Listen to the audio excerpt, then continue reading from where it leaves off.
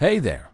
Tonight, we begin a journey into the remarkable and often unsettling history of a substance that has, in various forms, captured human imagination for millennia.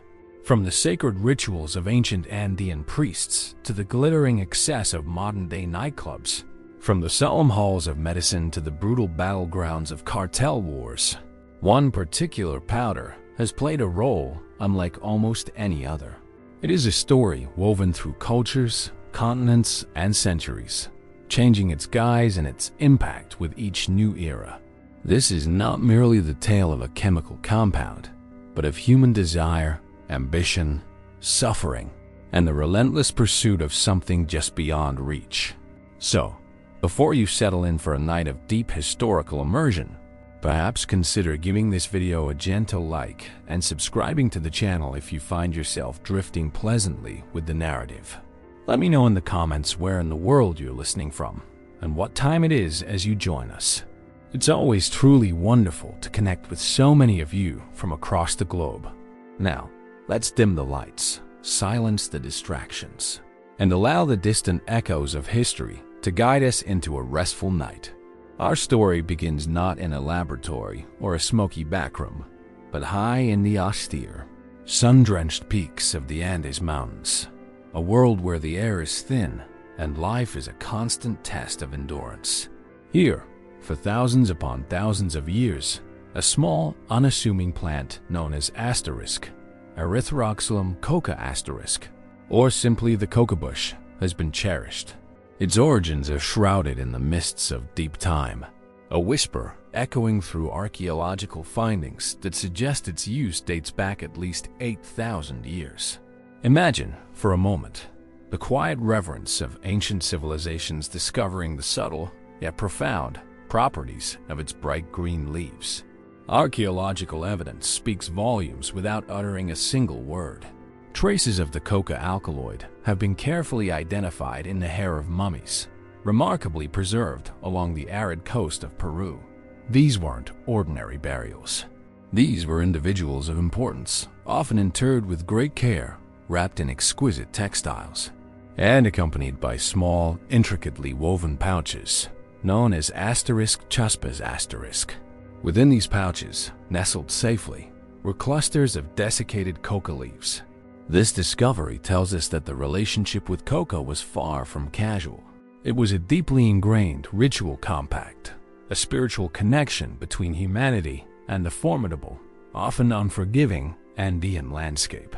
The plant itself is humble in appearance, a slender shrub, rarely growing more than 2 to 3 meters tall, adorned with bright green, oval-shaped leaves and delicate white flowers that eventually give way to small, crimson berries.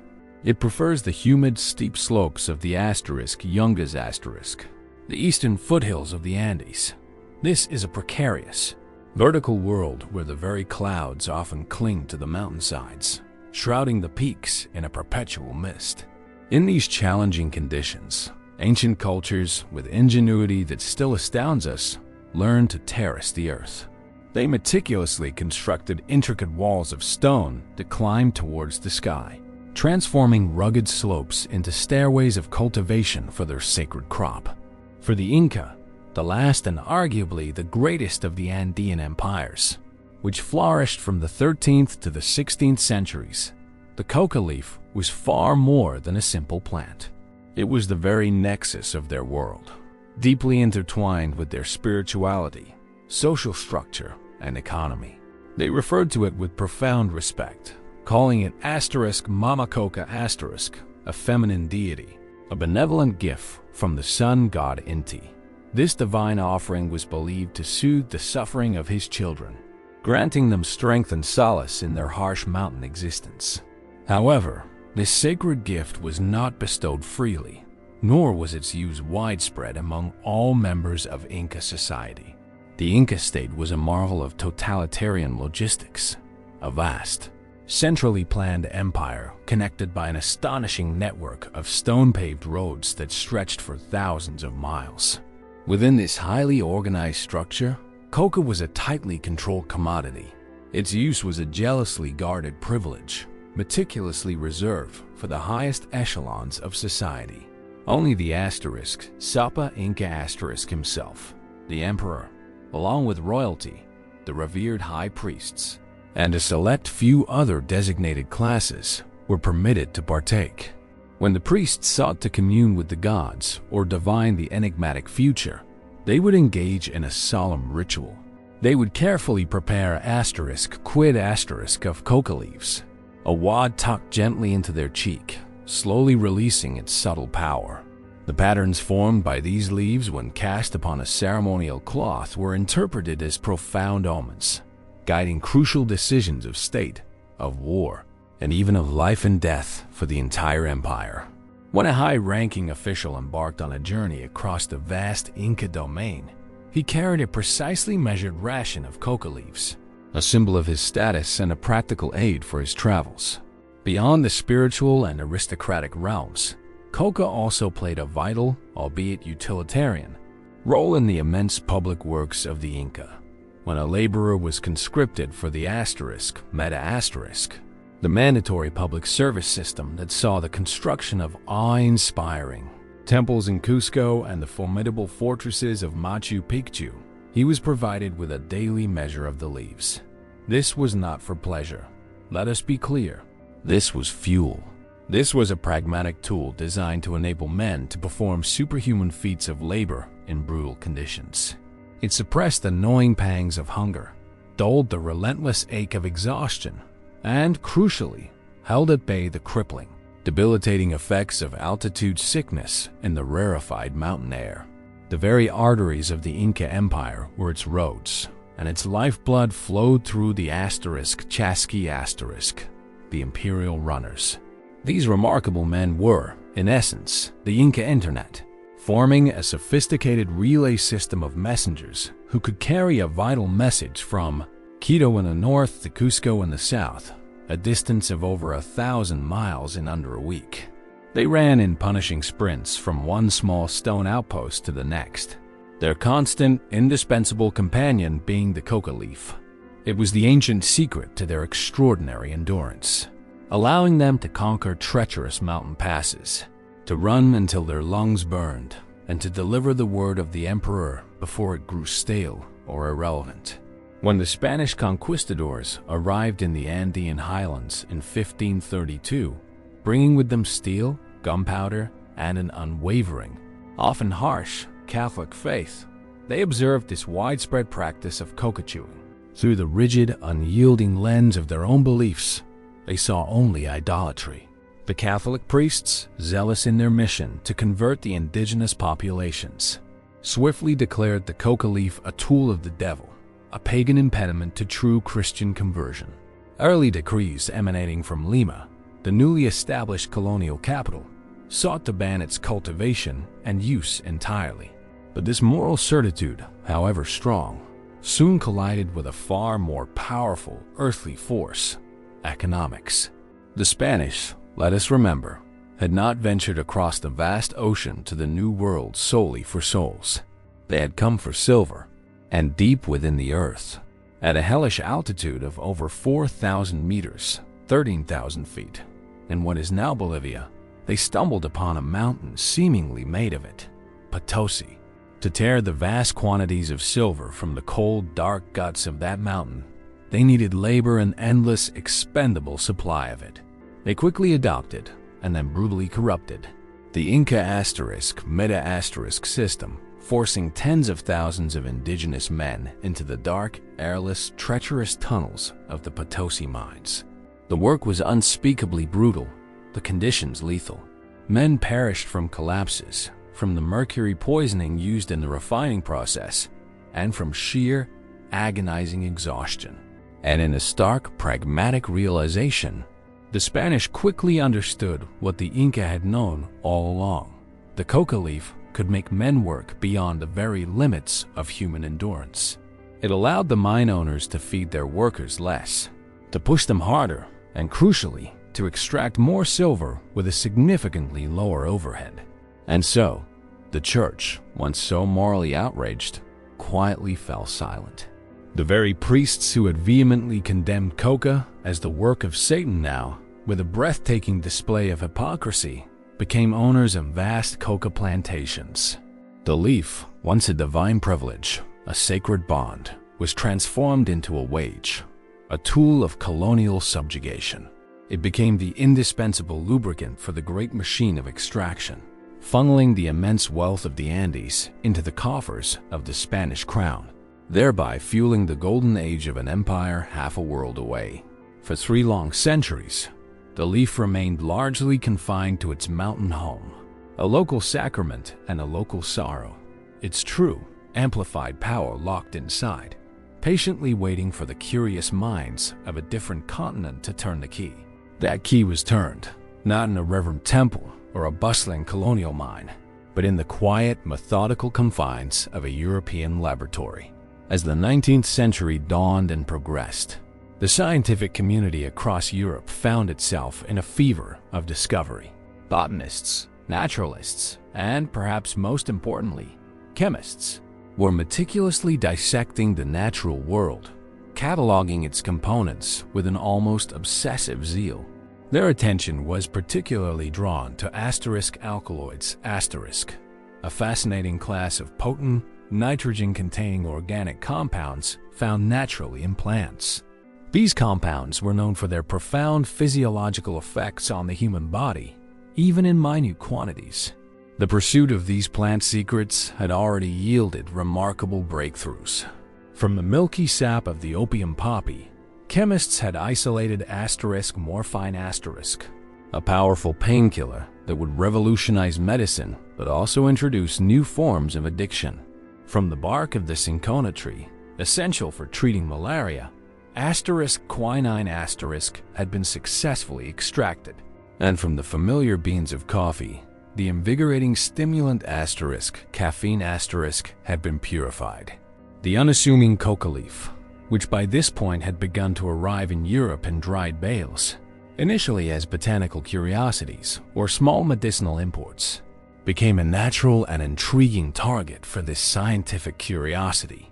The first significant step in unlocking the leaf secret occurred in 1855, when a German chemist named Friedrich Gacke managed to isolate a crude, yellowish substance. He called this raw extract erythroxylene, a nod to the plant's scientific genus, Erythroxylum*. However, Gacke's process was inefficient, and the yield was impure, still mixed with other plant compounds. The true, definitive breakthrough, the moment when the hidden power of the coca leaf was finally laid bare, came 5 years later in 1860, in the quiet university town of Göttingen, Germany. It was there that a diligent and ambitious graduate student named Albert Niemann, working under the renowned and meticulous chemist Friedrich Wöhler, took up the challenge. Through a painstaking series of chemical washes, filtrations, and distillations, Niemann successfully refined the process. He extracted a pure crystalline alkaloid, a dazzling white powder, entirely odorless, yet intensely bitter to the taste. In his doctoral dissertation, Niemann described a curious, almost miraculous effect. A few crystals placed on his tongue immediately made it go numb, a temporary, yet complete, deadening of sensation. He recognized the significance of this unique property. Following the established scientific nomenclature, he gave this potent new substance a proper name, one derived from the plant itself and utilizing the standard alkaloid suffix, cocaine*. The world, however, did not immediately thunder with the news of this discovery. For a time, Niemann's work languished in academic journals, a scientific footnote in the grand march of chemistry. The isolation of cocaine was a triumph of pure science, but its reintroduction to the world, its dramatic ascent into the public consciousness, would not come through another laboratory experiment. It would come through the shrewd eyes of commerce, and indeed, with a simple glass of wine. Angelo Mariani, a remarkably astute Corsican entrepreneur based in Paris, had an epiphany in the mid-1860s. He possessed an uncanny understanding of the European public zeitgeist. He'd perceived that people were increasingly exhausted, perpetually anxious, grappling with the burgeoning stresses of industrial life, and simultaneously enamored with the burgeoning idea of scientific tonics that promised to restore their vitality and zest for life.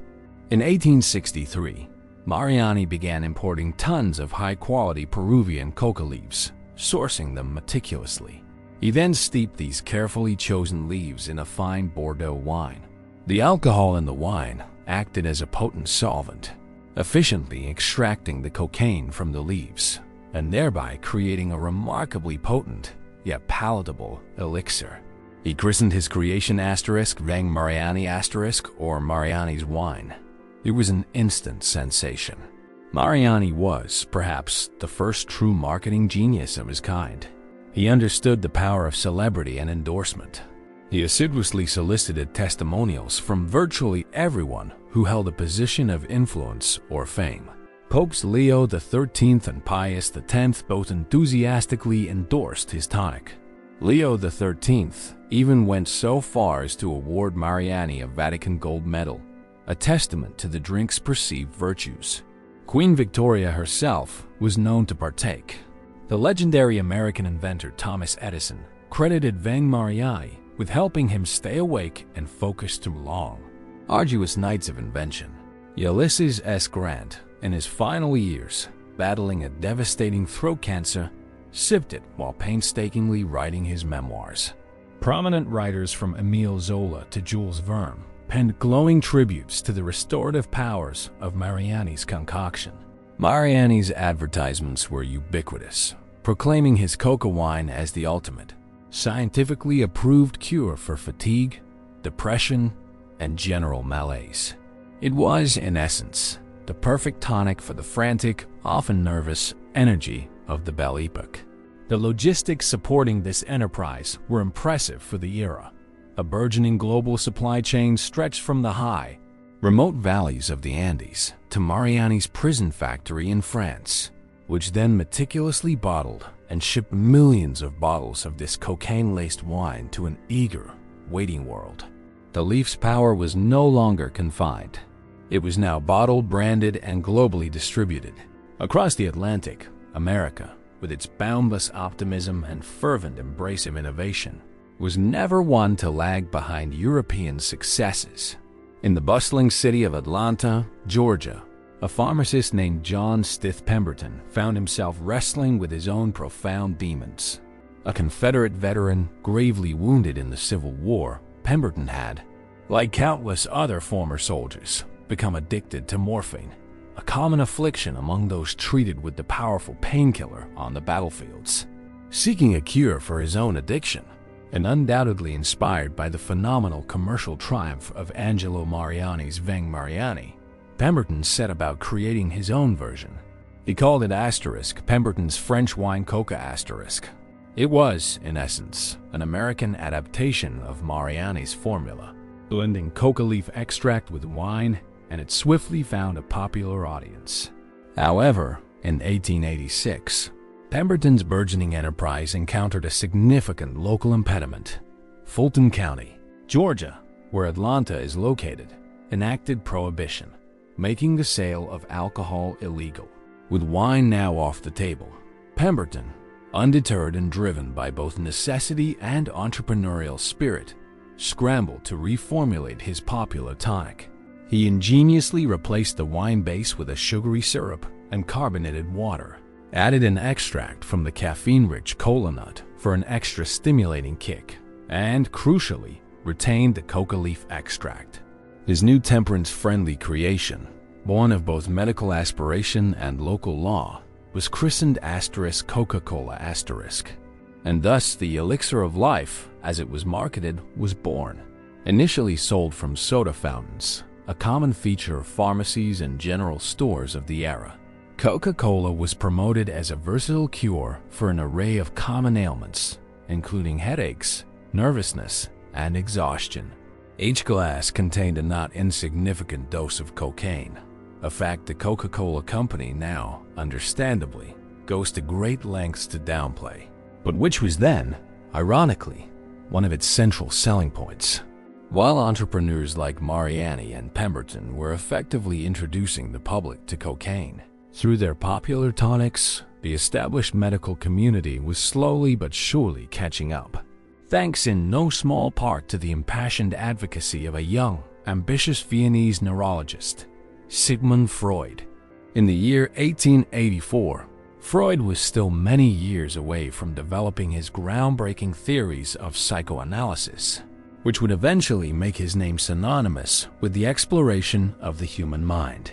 At this stage in his career, he was a struggling researcher, keenly searching for a significant discovery that would not only make his name in the scientific community, but also secure his precarious financial future.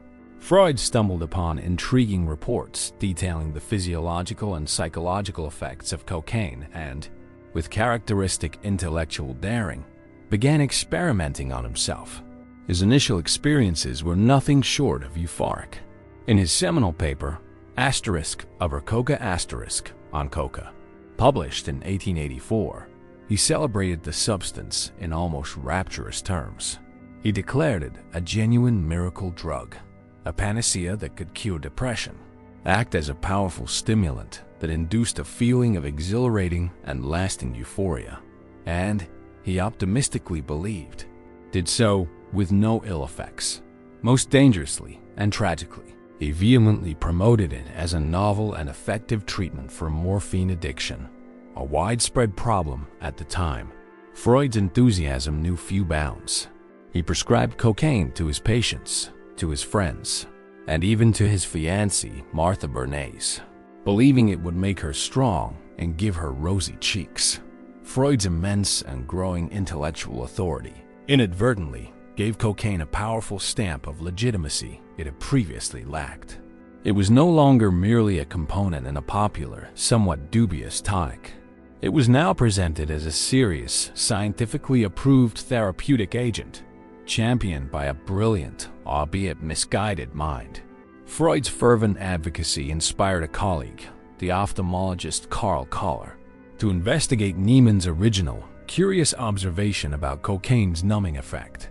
In a series of brilliant and meticulous experiments conducted in 1884, Koller discovered that a solution of cocaine applied directly to the eye rendered it completely insensitive to pain. In a dramatic public demonstration of his findings, Koller performed surgery on the eye of a fully conscious animal, and then, astonishingly, on a human patient, without any visible sign of distress or pain. The audience of attending physicians was utterly stunned. This pivotal moment marked the birth of local anesthesia, a revolutionary breakthrough that fundamentally transformed surgery, particularly in delicate fields like ophthalmology and dentistry. Before Koller's discovery, such intricate procedures were either brutally fast, often performed with immense patient suffering, or required the patient to be rendered completely unconscious with general anesthetics like ether or chloroform, substances with their own significant risks. Now, a surgeon could work carefully and precisely on a specific part of the body, with the patient remaining awake, alert, and entirely pain-free. It was hailed as a medical marvel. In the final 2 decades of the 19th century, cocaine truly reigned supreme. It was the Victorian era's undisputed wonder drug, a perceived panacea for the burgeoning stresses and ailments of the modern age. American pharmaceutical companies eagerly jumped on the bandwagon. Park Davis, a major pharmaceutical firm, sold cocaine in virtually every conceivable form. You could purchase it as a pure powder in convenient cigarettes, as part of hypodermic injection kits complete with a vial of cocaine hydrochloride, and even as its own brand of soft drink, Coca-Cola, directly inspired by Coca-Cola. The drug permeated daily life, available in cocaine-infused throat lozenges for singers and public speakers, and even in toothache drops, innocently marketed for teething infants. Cocaine was celebrated in respected medical journals, advertised extensively in popular magazines, and consumed by millions of people who genuinely believed they were simply taking a sophisticated, scientifically approved remedy for the stresses and demands of their daily lives. The ancient sacred leaf of the Andes had been stripped of its complex soul, its potent alkaloid isolated and dramatically amplified, and its raw power unleashed upon a world that was utterly enchanted by its immediate promise, yet completely unprepared for its eventual terrible price. The heady ascent of cocaine, from a botanical curiosity to a celebrated medical marvel and popular tonic, was as spectacular as it was swift, but its fall from grace proved to be equally rapid and far more devastating. The initial hushed warnings that had been largely dismissed as mere anecdotal observations or isolated incidents soon grew into an undeniable chorus of alarm. The perceived miracle cure began, with chilling inevitability, to reveal its darker, more sinister side. Physicians, initially so eager to prescribe and celebrate the drug, began to report on a deeply disturbing new pattern among their patients, and all too often among themselves.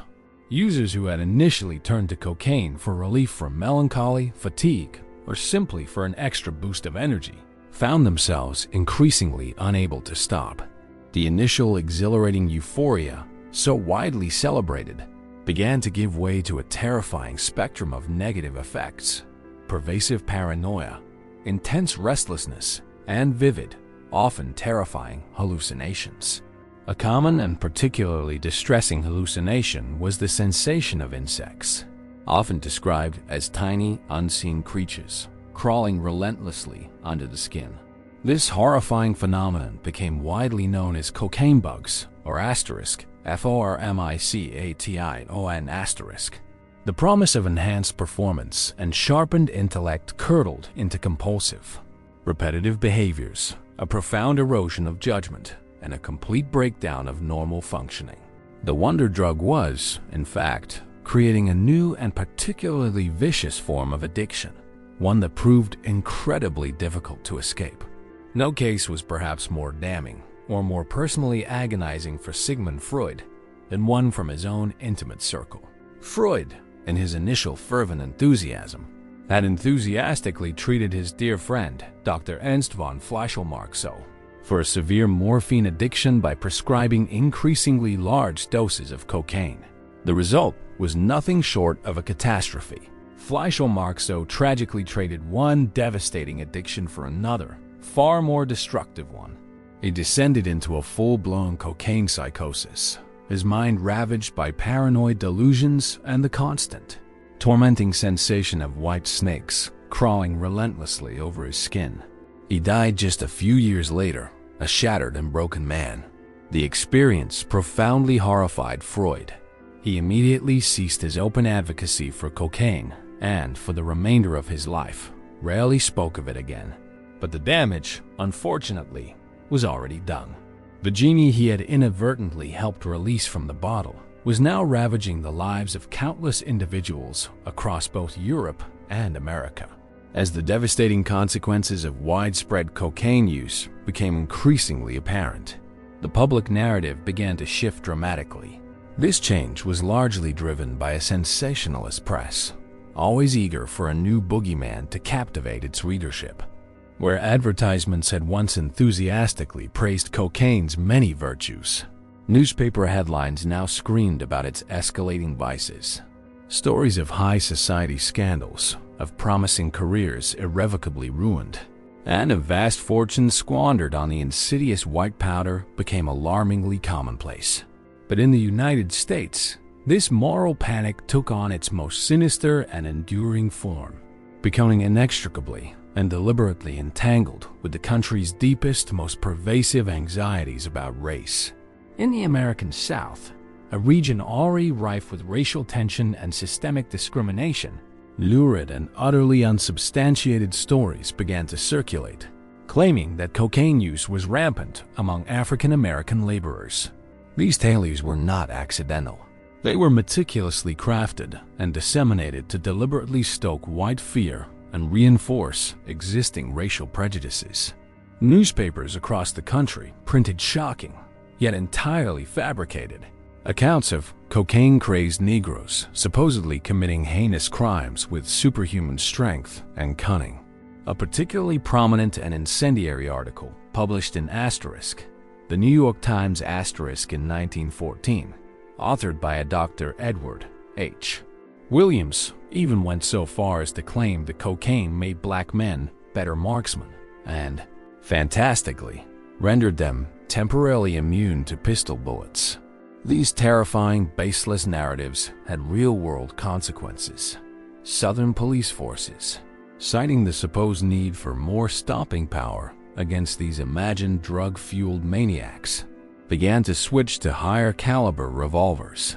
This was a calculated, insidious racial mythology. It deliberately transformed the image of the cocaine user from a pitiable, often white middle-class victim of a medical fad into a dangerous, hypersexualized, black criminal predator. The drug was no longer merely a personal vice. It was cunningly reframed as a direct threat to the established social order, a potent catalyst for racial conflict that, it was argued, demanded a swift, powerful, and utterly punitive state response. The stage was being set for a dramatic shift in how society and its laws would view both the substance and its users. The shifting tides of public opinion, fueled by medical anxieties and, more insidiously, by racial panic, began to accelerate the slow-grinding wheels of federal regulation in the United States. An early, crucial step in this process was the passage of the Pure Food and Drug Act of 1906 *. This landmark legislation was spurred by the tireless efforts of muckraking journalists who had exposed the fraudulent, often dangerous, and sometimes lethal contents of countless patent medicines that were widely available to the unsuspecting public. Crucially, the Pure Food and Drug Act did not, at this stage, ban any substances outright. Its primary mandate was far simpler, yet profoundly impactful. It required accurate labeling. For the very first time, companies were legally compelled to list ingredients like alcohol, morphine, and cocaine on their product packaging. The effect on consumers was immediate and widespread shock. People were horrified to discover that the soothing syrups they routinely gave their children were laced with potent opiates, and that their favorite pick-me-up tonics were, in fact, loaded with cocaine. Faced with a sudden public outcry and the very real threat of precipitous loss in sales, many manufacturers, without fanfare, quietly reformulated their products, removing the newly exposed problematic ingredients. It was, for example, around 1903, even before the law was passed, that the Coca-Cola Company, sensitive to the changing public sentiment, removed the active cocaine alkaloid from its flagship drink, switching instead to a decocainized coca leaf extract to maintain the name and distinctive flavor profile. However, mere labeling was not enough for the growing, increasingly vocal chorus of reformers, temperance advocates, and those who continued to employ race-baiting tactics, all of whom are now demanding nothing less than total prohibition. The final, decisive push came from the diplomatic stage. The United States, keen to expand its influence in Asia, was eager to help China curb its devastating opium epidemic. To acquire the moral authority necessary to lead international anti-drug conventions and shape global policy, America first had to demonstrate that it was getting its own house in order, addressing its domestic drug problems with decisive action. The culmination of these 2 decades of rising panic, medical concern, and political maneuvering was the Harrison Narcotics Tax Act of 1914 *. On its surface, the Harrison Act was not presented as a prohibition law. Rather, it was framed carefully as a piece of revenue legislation, a tax law designed to survive the inevitable constitutional challenges that outright bans often faced. The act required any person who imported, manufactured, sold, or distributed cocaine and opiates to register with the federal government, pay a special tax, and use specific federally approved order forms for all transactions. It seemed to many like a simple logical matter of regulation and control. Yet, its enforcement utterly transformed American society. The Treasury Department agents, tasked with enforcing the act, interpreted its provisions in the most stringent and unforgiving way possible. They issued rulings that declared prescribing narcotics to an addict solely to maintain their habit was *, not *. a legitimate medical practice. Doctors who, out of compassion or a misunderstanding of the new regulations, continued to do so found themselves harassed, arrested, and aggressively prosecuted. Many were even jailed. The medical profession, intimidated and cautious, quickly backed away from treating addiction altogether, effectively abandoning a patient population in dire need of care. The consequences of the Harrison Act were profound and immediate. The supply of legal cocaine, which just a decade earlier had been readily available over the counter at any pharmacy, vanished almost overnight. The cocaine user, who a mere decade prior might have been viewed as a patient seeking relief or a consumer purchasing a tonic, was now legally redefined as a criminal. The Harrison Act, ironically, did not stop cocaine use. It merely drove it deep underground. It closed the brightly lit doors of the pharmacy and the cheerful fizz of the soda fountain. And in doing so, it swung open a new, far darker door, the one that led directly to the back alley, the illicit dealer, and the vast, violent, and immensely profitable black market. The era of cocaine as a medical miracle was definitively over. Its reign as a public enemy and as the insidious fuel for a century of crime and conflict was just beginning. With the decisive stroke of a pen and the righteous, unyielding certainty of lawmakers, the crystalline white powder was formally banished from polite society. Driven from the sunlit counters of pharmacies and the cheerful fizz of soda fountains, it did not, of course, vanish entirely. Prohibition, you see, is a peculiar force. It rarely eradicates a deeply ingrained desire. It merely raises the price, alters the venue, and, in a strange way, curates the guest list. And so, cocaine, abruptly stripped of its medical legitimacy and public accessibility, underwent a remarkable, almost alchemical transformation. It became a secret, and secrets, particularly potent and widely desired ones, often become the most coveted of all status symbols. The powder swiftly became the clandestine handshake of a new, daring elite. It was a glittering communion for those who lived ahead of the curve, who danced on the edge, or who simply operated above the rigid confines of the law. In the vibrant, breathless era of the Roaring Twenties, an age metaphorically drunk on bathtub gin and giddy with a newfound sense of rebellion and liberation, cocaine became the perfect, illicit accessory. It was the ghost in the machine of the Jazz Age, fueling its frantic energy and its unspoken desires. In the hazy, blue, smoke-filled speakeasies of New York, Chicago, and New Orleans, where the frantic energy of the Charleston rattled the floorboards and prohibited liquor flowed, a small, discreet vial of white powder was a clear, unspoken sign that you were truly part of the inner circle, privy to the era's most thrilling secrets. It was fast, it was modern, it was outrageously, exhilaratingly illegal. It was, in short, everything the decade celebrated. For the flapper, with her bobbed hair, daring hemlines, and exhilarating new freedoms, it was a chemical key to dance until the first rays of dawn touched the horizon.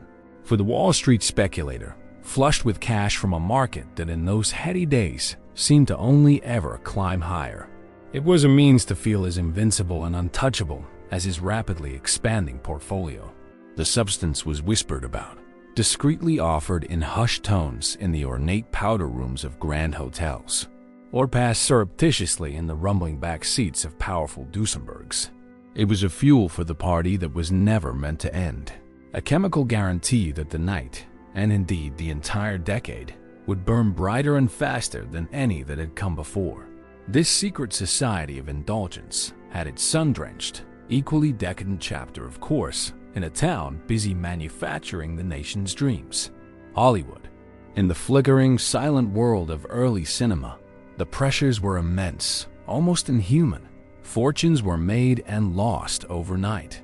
An unknown girl from a quiet Ohio town could, in a matter of months, be transformed into a dazzling goddess. Her face projected 30 feet high for the adoration of millions. The studios demanded inhuman hours, relentless energy, and a constant, dazzling performance, both on and off the silver screen. In this crucible of instant fame and immense wealth, the little white powder found a very welcome and very secret home. They called it girl or nose candy, whimsical, almost innocent nicknames for what was rapidly becoming a demanding chemical mistress. It was the indispensable pick-me-up before a long, grueling night of shooting under intensely hot Klieg lights. It served as the social lubricant at many a debauched weekend party held in opulent Laurel Canyon mansions. It was the silent partner in many a star's meteoric rise and, tragically, in their equally spectacular fall. The death of the beloved matinee idol Wallace Reed in 1923, officially attributed to morphine addiction acquired after an onset injury, ripped the curtain back just enough for the public to glimpse the rot and excess beneath the glamour. It was a scandal that terrified the powerful studio heads, not primarily because of the profound human cost, but because of the immediate threat to their precious box office receipts. The industry frantically scrambled to police itself, enacting the Hays Code, a new set of moral guidelines. But all it truly accomplished was to force these dark secrets even deeper underground, making them, if anything, even more tantalizing for those who could afford to indulge. The powder wasn't solely for the hedonists and the film stars. It also found a curious surreal place among the thinkers, the writers, and the artists. In the bohemian enclaves of Greenwich Village in New York and the smoky intellectual cafes of post-war Paris, cocaine was presented not as a mere party favor, but as a key. It was believed to unlock perception, to shatter the mundane, and to fuel the relentless engine of creativity through the lonely early hours of the morning. For the surrealist painter, it might offer a fleeting, jagged vision, a new perspective on reality. For the novelist wrestling with the next great American novel, it was a perceived way to keep the words flowing, to push past the wall of exhaustion and the paralyzing grip of doubt. It was widely seen as a tool, a cerebral stimulant that could sharpen the mind and peel back the layers of reality. This, of course, was a beautiful and immensely dangerous illusion. The heightened creativity it seemed to inspire was often little more than frantic, scattered energy, a restless churning of thoughts. The profound insights it appeared to offer were frequently just the circular, self-referential ramblings of a brain chemistry gone haywire. But the myth was powerful. It wrapped a drug in a cloak of intellectual seriousness, transforming it into a clandestine sacrament for the avant-garde. And who supplied this burgeoning, clandestine world? Who connected the glamorous Hollywood starlet with the struggling Parisian poet? The criminal underworld, naturally. The same shrewd, unsentimental businessmen who ran the lucrative bootlegging empires of Prohibition era.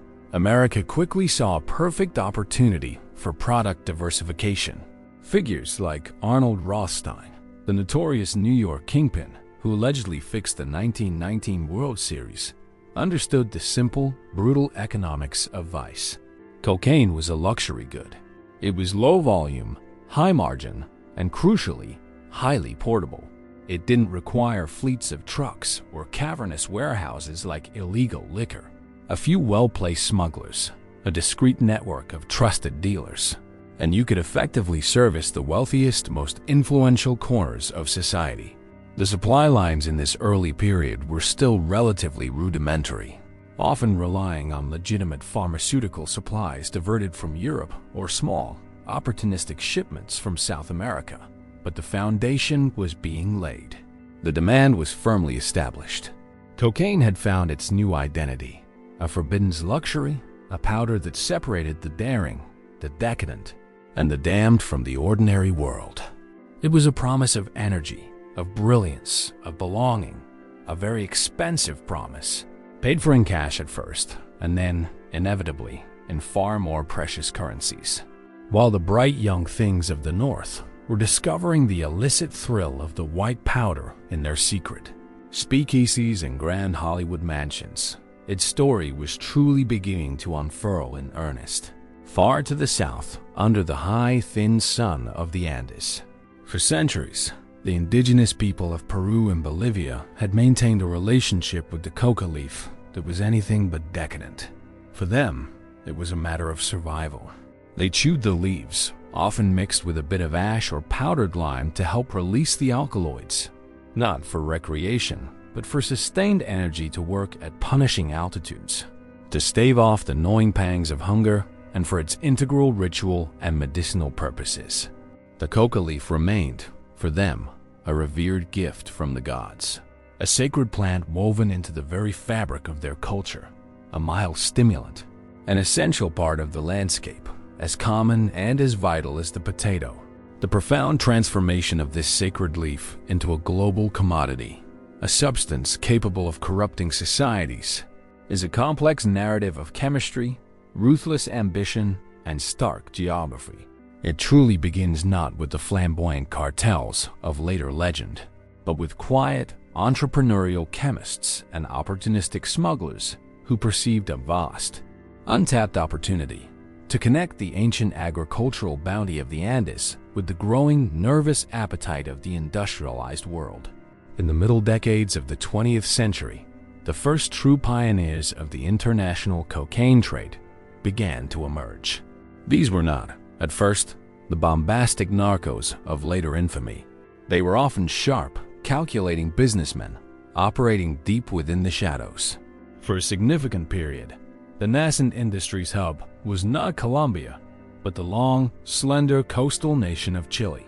In cities like Valparaiso and Santiago, experienced smugglers who had cut their teeth in other lucrative rackets immediately grasped the immense potential of this new product. One of the key figures in this early era was a Chilean woman, often referred to simply as the godmother, a restaurateur, who ingeniously used her legitimate business as a front to meticulously build one of the first major trafficking networks in the 1960s. Her organization, for its time, was remarkably sophisticated. They didn't just move the finished product. They exerted significant control over its production. The process they developed became the foundational blueprint for the entire industry that was to follow. It was a grim alchemy, turning a simple green leaf into a powerful white powder. First, the coca leaves, harvested by impoverished farmers in the remote valleys of Peru and Bolivia, were transported to crude, hidden pits deep in the jungle. There, they were soaked in rivers of gasoline or kerosene and mashed into a pulpy slurry, often by men stomping on them with their bare feet. This slurry was then mixed with acid and other harsh chemicals to extract the raw cocaine alkaloids, producing a gritty, off-white substance known as asterisk pasta base asterisk, or coca paste. This paste was the crucial intermediate product. It was far more compact and potent than the raw leaves, making it significantly easier and more discreet to smuggle across borders. The coca paste would then be flown in small, rickety planes from the jungles of Bolivia and Peru into the stark, unforgiving deserts of northern Chile. There, in clandestine laboratories often little more than hidden shacks or concealed basements, the final, delicate stage of refinement would take place. Chemists, some of whom were professionally trained, would employ a volatile cocktail of chemicals, including ether and acetone, to purify the coca paste, meticulously washing away the impurities until only the pure, glittering crystals of cocaine hydrochloride remained. It was an incredibly dangerous, foul-smelling process. One mistake, one stray spark, and the entire lab, along with its operators, could instantly erupt in a bowl of fire. But the potential profits were astronomical. A kilo of coca paste, purchased for a mere few $100s in the Bolivian jungle, could be transformed into a kilogram of pure cocaine worth thousands of dollars in Santiago, and tens of thousands once it reached the eager markets of the United States or Europe. The early Chilean traffickers established the nascent routes, flying the finished product to staging points in Central America and the Caribbean. They also utilized mules, human couriers who would carry smaller amounts on commercial flights, often ingeniously concealed. They were, in essence, building the very first iteration of a multinational supply chain, meticulously constructed around a single, immensely powerful product. Then, history intervened with abrupt force. In 1973, a brutal military coup led by General Augusto Pinochet overthrew the socialist government of Salvador Allende in Chile. In the merciless crackdown that followed, Pinochet's new regime exhibited little tolerance for independent criminal enterprises, viewing them as a threat to its absolute control. Many of the established traffickers were arrested, executed, or forced to flee the country. The Chilean connection, for all intents and purposes, was severed. However, the burgeoning demand for cocaine in the United States and Europe had not dissipated. In fact, it was growing exponentially. A profound vacuum had been created, and nature, especially the nature of black markets, utterly abhors a vacuum. The lucrative business of refining coca paste and exporting the finished product urgently needed a new home. And it found one just up the coast, in a country with a long ingrained history of smuggling, a notoriously weak central government, and, crucially, a rising class of ambitious, utterly ruthless young men who were ravenously hungry for wealth and power. That country, of course, was Colombia. The entire center of gravity of the cocaine trade shifted northward, and in doing so, it set the stage for an explosion of violence and wealth on a scale that the world had never before witnessed. The quiet, almost business-like smuggling operations of the Chilean era were about to be replaced by something far more monstrous, far more audacious. The machine was about to be built.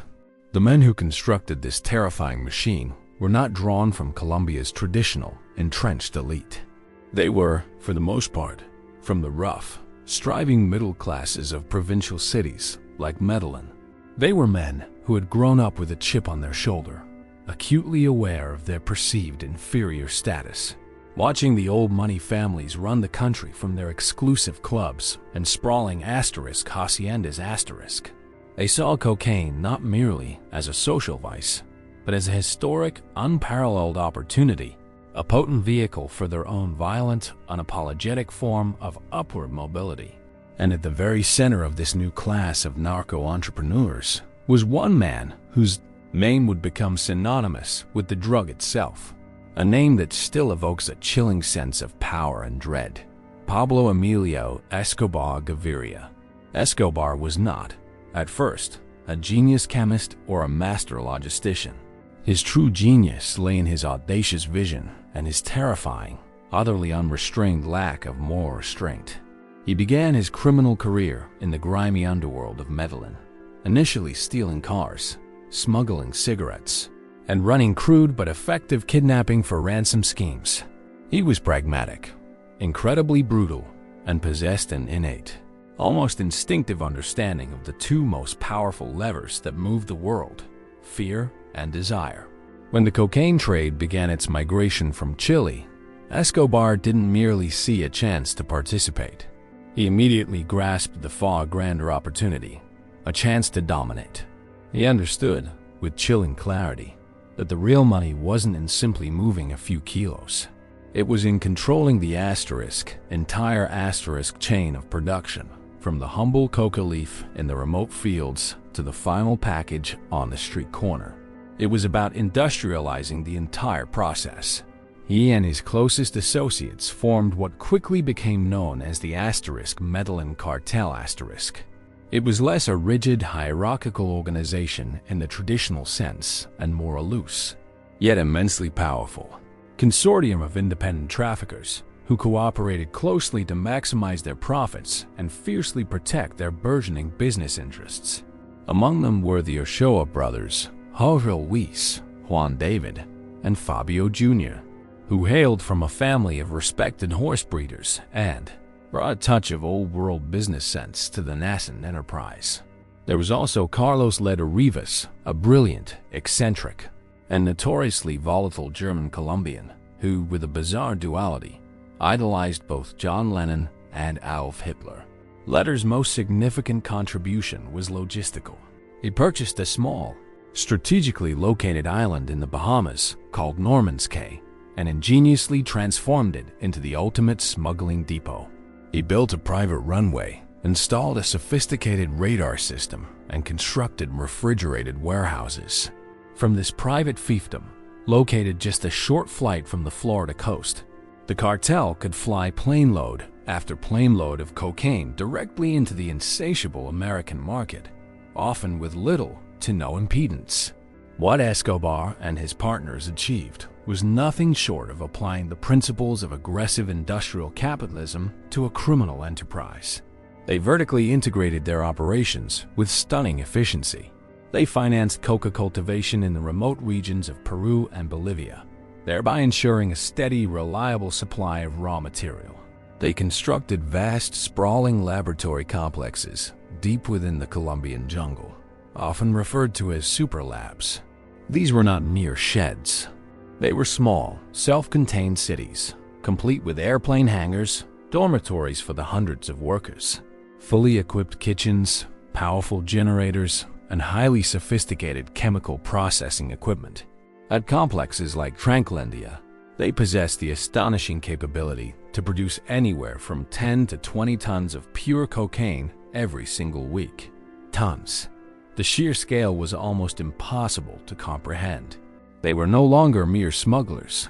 They were, unequivocally, manufacturers, producing a product for a global market on an assembly line of breathtaking, terrifying efficiency. The logistics of moving this immense volume of product were equally audacious. Fleets of small aircraft, each typically carrying several hundred kilograms, made the perilous journey from Colombia to Norman's Cay, or, with daring precision, dropped their waterproof cargo into the ocean to be retrieved by waiting speedboats. They even invested in crude diesel-powered submarines, often built in makeshift shipyards, vessels that could carry a ton or two of cocaine while submerged, making them nearly invisible to the rudimentary law enforcement detection methods of the time. And then there was the money. The profits generated were so astronomically vast that they quickly became a logistical problem in their own right. Billions of dollars in cash, primarily small bills accumulated from street sales across the United States, had to be painstakingly brought back to Colombia. It was stuffed into suitcases, packed into the landing gear compartments of private jets, hidden inside television sets, and even secreted within refrigerators. The cartel, at its peak, was reputedly spending thousands of dollars a month just on rubber bands to bundle the towering stacks of cash. Pablo Escobar, at his zenith, was estimated to be one of the richest men in the entire world, with a personal fortune conservatively estimated in the tens of billions of dollars. He was wealthier than many sovereign nations. With this incomprehensible wealth came equally incredible power, and Escobar intended to use every ounce of it to bend the entire nation of Colombia to his indomitable will. His business strategy, chilling in its simplicity, was articulated with terrifying clarity: plata o plomo, silver or lead. For any policeman, any judge, any politician, or any journalist who dared to stand in his way, there was a stark binary choice. You could accept a bribe, the silver, and look the other way, often becoming immensely rich in the process. Or you could refuse, and then you and your family would inevitably receive the lead a bullet. It was a campaign of systematic corruption and outright terror waged on an industrial scale.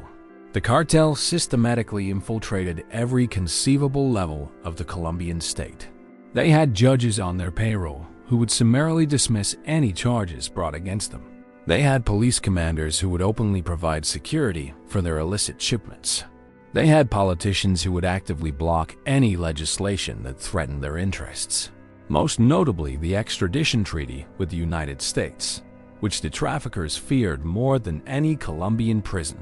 Escobar himself, in a move of breathtaking arrogance and a hunger for legitimacy, even had himself elected as an alternate to the Colombian Congress in 1982, specifically seeking the legal immunity and social standing that came with the office.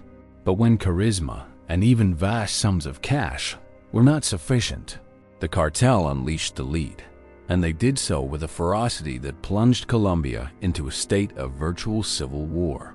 The Minister of Justice, Rodrigo Lara Bonilla, a brave and principled man who dared to publicly denounce Escobar and strip him of his congressional immunity, was gunned down in his car in Bogota in 1984.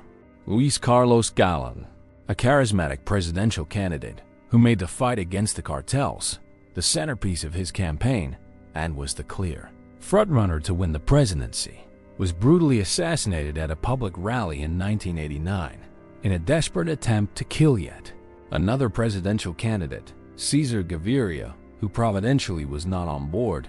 They placed a bomb on Avianca Flight 203, murdering all 107 innocent people on the plane.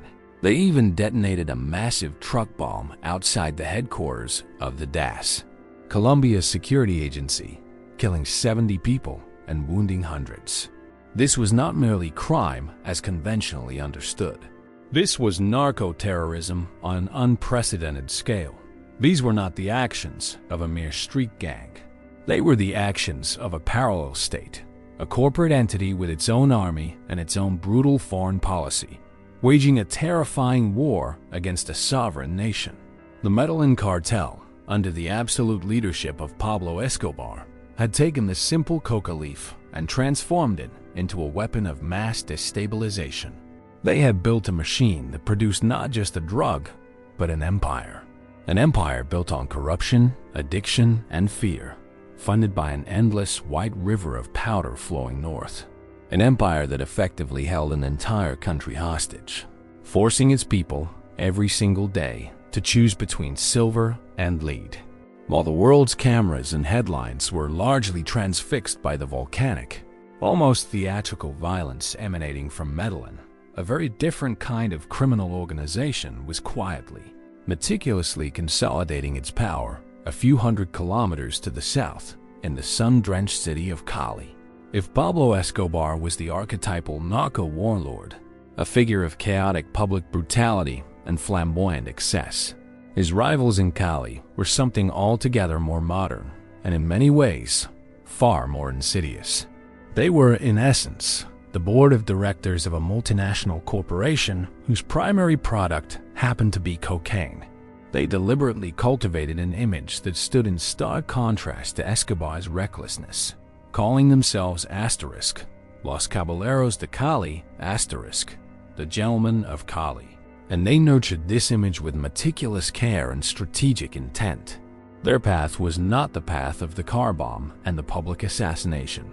Theirs was the path of the quiet bride, the subtly leveraged politician, and the discreetly compromised judge. They understood a fundamental truth that Escobar, in his egomania and thirst for public recognition, often forgot. True power is not merely the ability to blow up a building, but the far more potent ability to ensure that no one is ever prosecuted for it. The Cali cartel operated as a sophisticated syndicate, a partnership of 4 key figures, each playing a distinct and complementary role. At the very top were the brothers Gilberto and Miguel Rodriguez Orellana. Gilberto, the elder, was widely known as *, El Electricista *, the chess player. He was the strategist, the visionary, the public, respectable face of their myriad legitimate businesses. He was a man who moved comfortably and confidently in the highest circles of Colombian society, presenting himself as a respected banker and philanthropist. His younger brother, Miguel, was the pragmatic nuts and bolts of the operation, the effective CEO who managed the intricate, day-to-day logistics of a sprawling global trafficking empire. Miguel was more private, often more ruthless, truly the iron hand concealed within Gilberto's velvet glove. Together, they had built a formidable business empire that had begun innocently enough with a successful chain of pharmacies. They expanded rapidly into banking, real estate, and even proudly owned the city's beloved football team, América de Cali. These ventures were not just fronts for laundering money. They were highly profitable, legitimate enterprises that afforded the brothers immense social and political capital and, just as importantly, provided the perfect, impenetrable infrastructure for washing the billions of dollars that would soon come pouring in. The other 2 partners were specialists in their own right.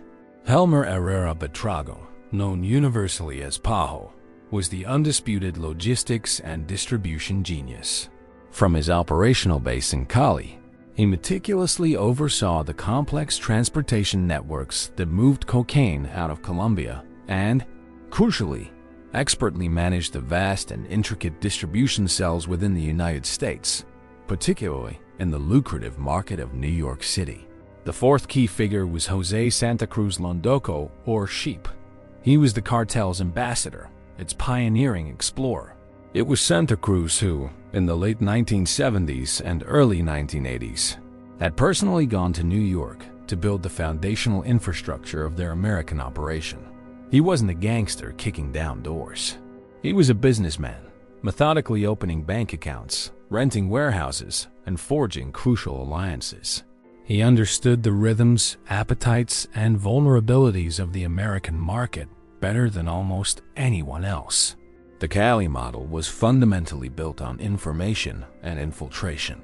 They invested far more heavily in advanced technology and human intelligence than they did in foot soldiers or flashy displays of violence. Their counterintelligence capabilities became legendary, reportedly rivaling those of a national government. They systematically bribed employees of the Colombian phone company, enabling them to tap nearly every phone call entering and leaving Cali. They had police officers, military commanders, politicians, and journalists firmly on their payroll. Their spies seemed to be everywhere. A lawyer considering taking on a case against them might politely receive a phone call in which the caller casually detailed the precise route his children took to school that very morning. No explicit threat was needed. The terrifying message was perfectly understood. This pervasive blanket of silence and complicity made them appear utterly untouchable. They operated not above the law, like Escobar, but from asterisk within asterisk it, subtly twisting its arms until it served their precise purposes. Their logistical innovations were equally sophisticated and on an industrial scale. While Medellin still relied heavily on stuffing suitcases or using small planes for transport, Cali thought bigger, far bigger. They understood that the best way to hide a tree is to conceal it within a vast forest. Cocaine was dissolved in various chemicals and expertly mixed with legitimate shipments. It was hidden inside hollowed-out lumber, meticulously mixed into shipments of coffee beans, or secreted within concrete fence posts that were then shipped by the container load to construction companies they secretly owned in the United States. Unpacking these ingenious shipments required industrial saws and complex chemical processes far beyond the capabilities of a standard customs inspection. One of their most ingenious methods involved shipping thousands of boxes of frozen broccoli to Miami. Hidden among the legitimate produce were boxes where the broccoli had been replaced with meticulously crafted, green-tinted facsimiles made entirely of pure cocaine. To a curious agent, it was just another pallet of frozen vegetables in a refrigerated warehouse filled with thousands just like it. They professionalized money laundering to an art form. Their financial network spanned the globe, utilizing a complex web of shell corporations, offshore banks in Panama and the Caribbean, and various legitimate businesses to meticulously wash their illicit profits until they were utterly indistinguishable from clean money. They hired the best lawyers and accountants to navigate and exploit the labyrinthine international financial regulations.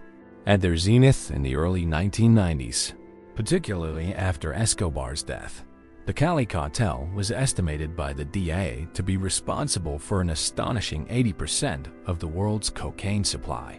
They were a quiet, efficient, vertically integrated monopoly, a shadow government whose pervasive influence stretched from the coca fields of the Andes to the highest corridors of power in Bogota, and whose product was being delivered with corporate precision to a market that was clamoring for it.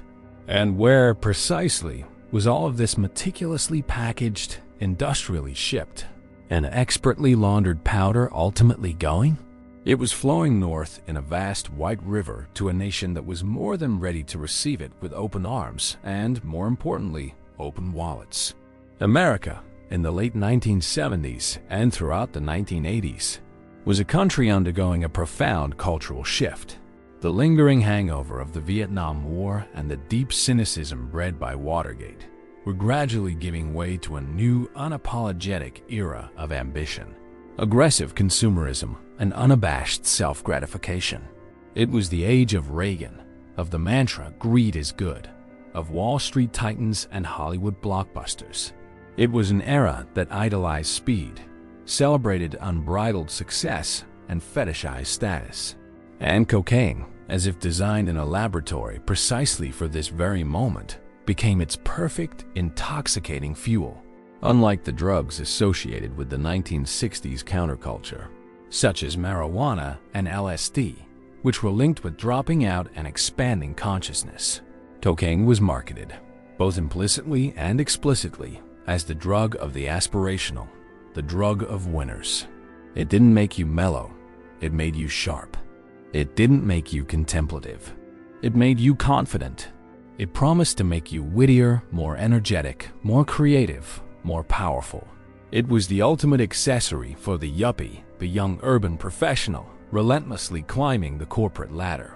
It was a line of pure white confidence, quickly chopped and snorted in a bathroom stall before a major presentation, or a discreet dab on the gums before a high-stakes negotiation. On the frantic trading floors of Wall Street, it was the raw engine that allowed brokers to endure 20-hour days, to scream into phones, to process dizzying amounts of information, and to celebrate their massive profits with an equally massive, often drug-fueled binge. In the exclusive backrooms of Hollywood studios, multi-million-dollar deals were sealed over glass tabletops liberally dusted with white powder. It was the perceived muse for screenwriters, the rocket fuel for rock stars, the secret indulgence of actors and actresses whose perfect smiles graced the covers of countless magazines. The drug shed its back-alley stigma and stepped boldly into the glitzy, glamorous spotlight. Nowhere was this transformation more strikingly apparent than at Studio 54, the legendary New York nightclub that served as the unapologetic epicenter of 1970s disco-era hedonism. Behind its velvet ropes, a carefully curated world of celebrity. High fashion, cutting-edge art, and high finance collided nightly in a spectacular display of excess. And at the very center of it all, flowing freely, was cocaine. It was reputedly passed around on silver trays like elegant hors d'oeuvres. The club's famous logo, featuring a stylized man in the moon with a silver spoon playfully touching his nose, was a brazen, winking acknowledgement of the club's drug of choice. Here, cocaine wasn't a dirty secret. It was the essential social lubricant that fueled the entire glittering machine, a symbol of being part of the in-crowd, of having unequivocally arrived. The very paraphernalia associated with cocaine consumption itself became a status symbol.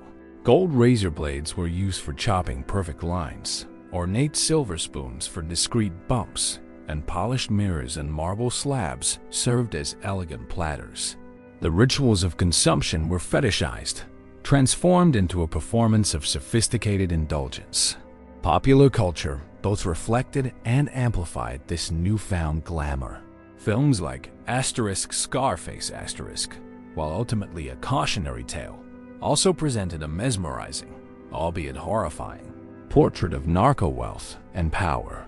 Songs on the radio subtly, and sometimes not so subtly, referenced the white horse or the snow that powered the vibrant nightlife. It was, quite simply, everywhere. For a fleeting, intoxicating moment, cocaine was more than just a drug. It was a pervasive cultural phenomenon, a shorthand for success, a sacrament of the new religion of ambition. This insatiable demand created a feedback loop of astonishing power and destructive potential. The more cocaine America consumed, the more unimaginable sums of money flowed south. And the more money that flowed south, the more powerful, sophisticated, and ruthless the Colombian cartels became. The gentlemen of Cali watched this explosion in demand, not with the wild eyes of street dealers, but with the cool, calculating detachment of market analysts. They relentlessly ramped up production, meticulously refined their logistics, and streamlined their delivery systems to meet the voracious needs of their best and most profitable customer. The United States represented a market of unprecedented scale, and they were the sole, unchallenged suppliers of its most fashionable commodity. The profits were beyond comprehension enough to buy armies, topple governments, and reshape entire national economies. But this glittering glamour was built on a chemical, and that chemical was about to be tragically re-engineered. A luxury good, by its very nature, excludes. And the laws of the market, much like the laws of chemistry, are relentless. Someone, somewhere, was bound to find a way to make the champagne of drugs affordable for everyone. They did. And in doing so, they unleashed a storm that would tear through the very fabric of American society. The chemistry was brutally simple, requiring neither a sophisticated laboratory nor a professionally trained chemist. It could be performed in a simple kitchen pot with common household ingredients. By taking cocaine hydrochloride, the expensive powdered form of cocaine, and mixing it with a simple base like baking soda and a little water. Then heating the mixture, one could free the cocaine from its hydrochloride salt. As the mixture cooled, the psychoactive cocaine base would precipitate out, hardening into small, irregular crystalline pellets or rocks. The process made a distinct crackling sound as the water boiled off. And so, the new substance acquired its infamous name, *crack*. This simple chemical transformation changed everything. First, it radically altered the route of administration. Unlike powder cocaine, which was typically snorted, crack was smoked. Inhaling the vaporized cocaine delivered the drug to the brain through the vast surface area of the lungs in a matter of mere seconds. The result was a euphoric rush that was exponentially more intense and immediate than anything snorting could provide. It was described by users as a full-body explosion of pleasure, a tidal wave of dopamine that created the most profound high they had ever experienced. But this incredible, overwhelming peak was tragically fleeting. The intense euphoria lasted for perhaps only 5 to 10 minutes, and was immediately followed by an equally intense, crushing crash, a plunge into dysphoria, anxiety, and a desperate, all-consuming craving to experience that high again. This rapid, brutal cycle of extreme high and crushing low created an addiction of unprecedented speed and ferocity.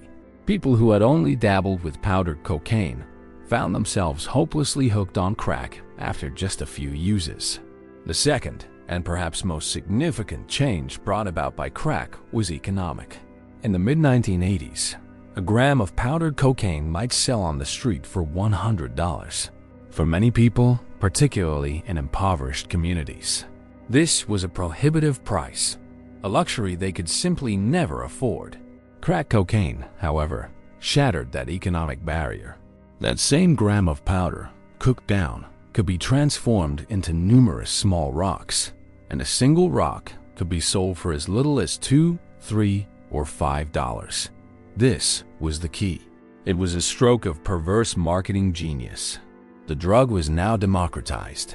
Its price point was accessible to virtually anyone. This opened up a vast, previously untapped market in America's inner cities communities, already hollowed out by decades of deindustrialization, pervasive white flight, and systemic governmental neglect. The storm hit these neighborhoods with the force of a hurricane. In cities like New York, Los Angeles, Detroit, and Washington, D.C., the sudden arrival of cheap, smokable cocaine created a new and terrifying underground economy. Street corners that had once been home to local businesses or children playing stickball were transformed overnight into open-air drug markets, operating 24 hours a day. A new generation of young, heavily armed street gangs emerged, fighting brutal, often deadly turf wars for control of this incredibly lucrative trade. The level of violence escalated dramatically. The quiet, discreet transaction in a nightclub bathroom was brutally replaced by the loud, terrifying shootout on a residential street. The very social fabric of these communities began to unravel with alarming speed. The crack house, an abandoned or commandeered apartment where users could buy and immediately smoke the drug, became a potent symbol of the decay, a place where all social norms and human dignity collapsed.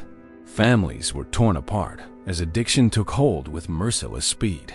Parents sold their few remaining possessions, and then, tragically, often themselves, to chase the next fleeting 5-minute high, leaving their children neglected, traumatized, and often abandoned. A generation of children were born to addicted mothers, and the media, in a frenzy of moral panic, coined the term crack babies, painting a terrifying and often exaggerated picture of a permanently damaged generation of neurologically impaired infants. While long-term medical science proved to be more complex and less uniformly catastrophic than these earlier, sensationalized reports suggested the immediate social reality for these children, born into chaos, poverty, and trauma, was undeniably devastating. The response from the media and the government was not one of public health concern or compassionate treatment, but of war. Nightly news broadcasts were saturated with sensationalized, lurid stories of crack-fueled violence and urban decay. The image presented was often racialized. The drug user was no longer the glamorous Wall Street broker or Hollywood star, but a young, menacing black man. This relentless media narrative stoked a nationwide panic, and politicians, eager to appear tough on crime in a politically charged environment, rushed to enact draconian laws. The most consequential of these was the Anti-Drug Abuse Act of 1986 *. This piece of legislation, passed in a flurry of pre-election hysteria, enshrined a staggering disparity in sentencing into federal law. It mandated that the possession of just 5 grams of crack cocaine, the weight of roughly 2 sugar packets, would trigger the same 5-year mandatory minimum prison sentence as the possession of 500 grams of powder cocaine. This was the infamous 100-to-1 sentencing ratio.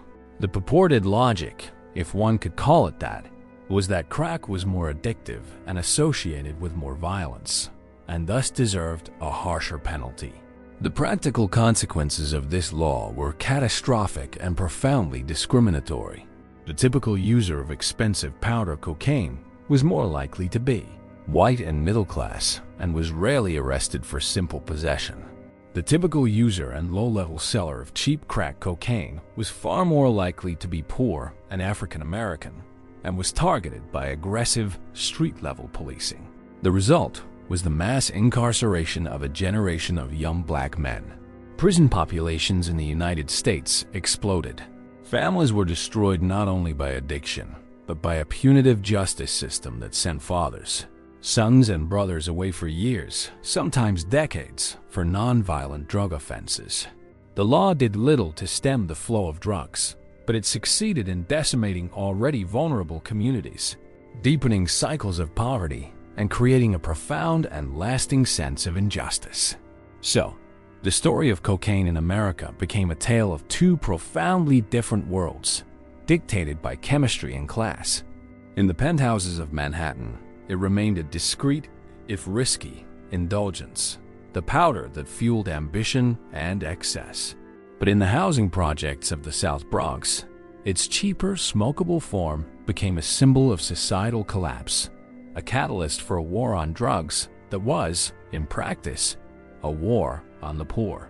2 sides of the same white coin, one celebrated as the fuel of the elite, the other demonized as the poison of the underclass. It was the ultimate, tragic expression of a powder that had, for a century, deceived the world with its promise of power, only to deliver ruin in its wake. The gentlemen in Cali, meticulously reading their spreadsheets and financial reports, likely paid little attention to the specific form their product took once it reached the American consumer. To them, it was all just a matter of market share, of meeting demand, of numbers on a page. But the numbers on the street told a very different story, a story of chemistry, economics, and a deep, unfolding American tragedy. And so, in the grand theater of public policy, the curtain rose on a new and fearsome act. The shimmering white powder, once the darling of intellectuals and the fuel of high society, had found a new, more volatile form. Cooked down with baking soda and water, it became something hard, something cheap, something that could be smoked. It was called crack, and it burned through the inner cities of America like a phantom fire, leaving social devastation in its wake. The media, never one to miss a good panic, fanned the flames with nightly images of so-called crack babies and chaotic urban landscapes. The public demanded action. And in Washington, a city that runs on the twin fuels of fear and opportunity, action was swiftly delivered. The enemy was no longer a personal vice or a social ill. It was now an existential threat, and it required nothing less than a declaration of war. This wasn't the first time the phrase had been used, of course. Richard Nixon had coined it years earlier. But the war asterisk, the asterisk declared, was a bureaucratic affair of treatment centers and commissions. The war on drugs of the 1980s, supercharged by the crack epidemic, was different. It was a literal war with battlefield soldiers and a body count. It began, as many such ventures do, with a piece of paper, the Anti-Drug Abuse Act of 1986, a document born of moral certainty and electoral calculation. It was a masterpiece of legislative fury. At its heart was the concept of the asterisk mandatory minimum sentence asterisk. The nuanced art of judicial discretion was swept aside in favor of a rigid, brutal arithmetic. Possess 5 grams of crack cocaine, the weight of 2 sugar packets, and you were guaranteed a minimum of 5 years in federal prison. To receive the exact same sentence for powder cocaine, the drug of choice for the wealthier, whiter suburbs, you would need to be caught with 500 grams, a 100-to-1 disparity written into law. The logic was simple and devastatingly flawed. Crack was seen as more addictive, more violent, more urban. The law didn't just target a drug. It targeted a demographic. The gears of the state began to turn, grinding with a new and terrifying force. The lines blurred irrevocably between policing and military operations. Surplus military hardware, once destined for battlefields in foreign lands, began to trickle, then flow, into the arsenals of local police departments. Armored personnel carriers, M16 rifles, flashbang grenades. The friendly neighborhood cop was replaced by a new figure, a warrior clad in black Kevlar and a ballistic helmet, armed for a small-scale invasion. The primary tactic of this new war was the no-knock raid. In the dead of night, doors would splinter, families would be thrown to the floor, and homes would be ransacked in search of that crystalline rock or that telltale white powder. The war was fought not in distant trenches, but in living rooms and bedrooms across the country. And like any proper war, it had a foreign theater. The logic was simple supply-side economics, filtered through the lens of a military strategist. If the demand at home was insatiable, then the only solution was to choke off the supply at its source. All eyes turned south to the verdant valleys of the Andes and the steamy jungles of the Amazon basin, where the humble coca leaf was grown. The United States, through the Drug Enforcement Administration, D, and the CIA, began to pour billions of dollars into Latin America. The policy had a clean, almost agricultural name, asterisk eradication asterisk, but its execution was anything but clean. Low-flying planes, often piloted by American contractors, would sweep over the Colombian and Peruvian countryside, spraying a fine mist of glyphosate herbicide. This chemical cocktail, widely known as Roundup, was designed to kill the coca plants. It did its job with ruthless efficiency, but it did not discriminate.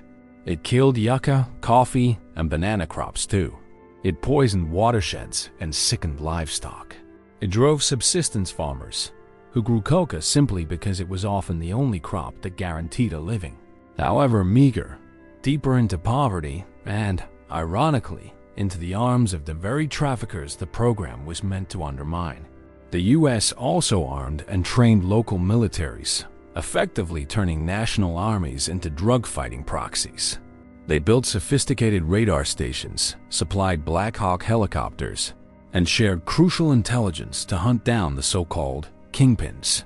The primary weapon of this foreign policy was asterisk extradition asterisk, the threat of being flown north in chains to face trial in an American courtroom far from the judges you could bribe and Witnesses you could intimidate was the one thing the cartel leaders truly feared. Pablo Escobar, the undisputed king of Medellin, famously declared he would rather have a tomb in Colombia than a jail cell in the United States. He fought a bloody, terroristic war against his own government to prevent it, bombing airplanes and assassinating presidential candidates. He and his rivals in the Cali cartel were the primary targets. Their immense wealth and casual brutality, the perfect villains for this global drama. And slowly, painstakingly, the strategy seemed to work. Through a combination of relentless pursuit, internal betrayals, and bloody shootouts, the great Colombian cartels of the late 20th century were systematically dismantled. Escobar was famously gunned down on a rooftop in Medellin in 1993. The leaders of the Cali cartel were arrested or surrendered a few years later. From the Situation Room in the White House to the D-Field offices in Bogota, there was a palpable sense of victory. The heads of the serpent had been severed, but no one, it seemed, paused to ask what would happen to the serpent's body. No one seemed to notice that while they had been fighting one war, they had inadvertently created the perfect conditions for another, far more formidable monster to rise from the dust. The old system had a certain brutal clarity. The Colombians, the cartels of Medellin and Cali, were the producers and the wholesalers. They controlled the entire process, from the coca paste labs in the jungle to the multi-ton shipments flown or sailed northward. But they had an Achilles heel, the final, most dangerous leg of the journey, the thousands of miles of the U.S.-Mexico border. It was a porous, treacherous landscape of desert scrub and shallow rivers, a place they did not know intimately and, crucially, did not control. For this final delivery, they needed specialists. They needed subcontractors. And so, they turned to the organizations that had been running contraband across that border for generations. Small-time smuggling families from Sinaloa, Chihuahua, and Baja California, who knew the intricate routes, the rhythms of the border patrol, and the corruptible nature of officials on both sides. Initially, the arrangement was simple and straightforward. The Mexicans were paid a flat fee for their services, a few $1,000s in cash for every kilogram of cocaine they successfully moved into the United States. They were the couriers, the truck drivers, the mules. They were logistics men, nothing more. The man who first saw the true, transformative potential in this seemingly simple arrangement was a former judicial police officer from Sinaloa named Miguel Angel Felix Gallardo. He was known as Asterisk, El Padrino Asterisk, the Godfather. He was not a flamboyant killer like Escobar. He was a businessman, a visionary. He saw that the real power lay not in producing the drug, but in controlling its path to market. He unified the disparate smuggling clans into a single cohesive federation, the Guadalajara Cartel. He controlled the Asterisk Plaza's Asterisk, the lucrative smuggling corridors that were the essential gateways into the American market. For a time, the system worked beautifully for everyone involved. The Colombians had a reliable delivery network, and Felix Gallardo's organization grew immensely wealthy on transport fees. But then, the relentless pressure of the war on drugs began to subtly, yet fundamentally, change the equation. As the U.S. and Colombian governments relentlessly hunted Escobar and the Cali Rodriguez brothers, their operations became fractured. Their cash flow was disrupted. They became desperate. And in their desperation, they unwittingly gave Felix Gallardo and his associates an unprecedented opening. The Mexicans began to change the terms of the deal. They no longer wanted mere cash for their services. Cash was bulky, difficult to launder, and constantly at risk of seizure. They wanted something far more valuable. They wanted a piece of the product itself. Instead of a fee, they began to demand payment asterisk in kind asterisk. They would take 35%, then 40%, and eventually, a staggering 50% of every cocaine shipment they transported. It was a strategic masterstroke, a quiet revolution in the underworld. With that single, profound shift, the Mexican organizations were utterly transformed. They were no longer just the delivery boys. They were now wholesalers with their own inventory, their own product to sell, and direct access to the largest consumer market on earth. They began to build their own sophisticated distribution networks in American cities, effectively cutting out the Colombian middlemen entirely. The celebrated fall of the great Colombian cartels, hailed as a monumental victory in Washington, created a power vacuum of epic proportions. And into that vacuum stepped the newly empowered Mexican federations. The arrest of Felix Gallardo in 1989, a direct consequence of the political firestorm following the torture and murder of D-Agent Enrique Kiki Camarena, did not stop the machine he had built. It only caused it to break apart into its constituent components, each one now a powerful, autonomous entity in its own right. The old Guadalajara cartel fractured into the cartels we know today. In the Northwest, the ambitious and violent Arellano Felix brothers seized control of the Tijuana Plaza, the lucrative gateway to California. In the center, Amado Carrillo Fuentes, nicknamed the Lord of the Skies for his fleet of Boeing 727s used to fly cocaine directly from Colombia, took over the Juarez Plaza. And in the mountains of Sinaloa, a farmer's son of short stature but limitless ambition, Joaquin El Chapo Guzman Lora, began to consolidate power with his partners, forming what would become the notorious Sinaloa cartel. The dynamic had been irrevocably altered. The Colombians, once the undisputed kings, were now reduced to mere suppliers, forced to sell their product to the Mexicans at the source. The Mexicans now controlled the entire logistical chain north of Colombia. They controlled the routes, the prices, and the staggering profits. They were no longer subcontractors. They were the board of directors. A new narco-hierarchy had been established, with its Vatican in Culiacan and its diocese in Tijuana, Juarez, and Matamoros. They were wealthier, more sophisticated, and more deeply entrenched than their Colombian predecessors had ever been. The war to kill the kingpins of Medellin and Cali had not ended the monarchy. It had simply cleared the way for a new, more powerful dynasty to take the throne. The United States had spent a decade and billions of dollars slaying one dragon, only to find it had created a hydra. And this new beast was growing, aggressively, on its very doorstep. The vast river of money flowing north from the United States was now matched by an equally vast river of money flowing south, back into Mexico.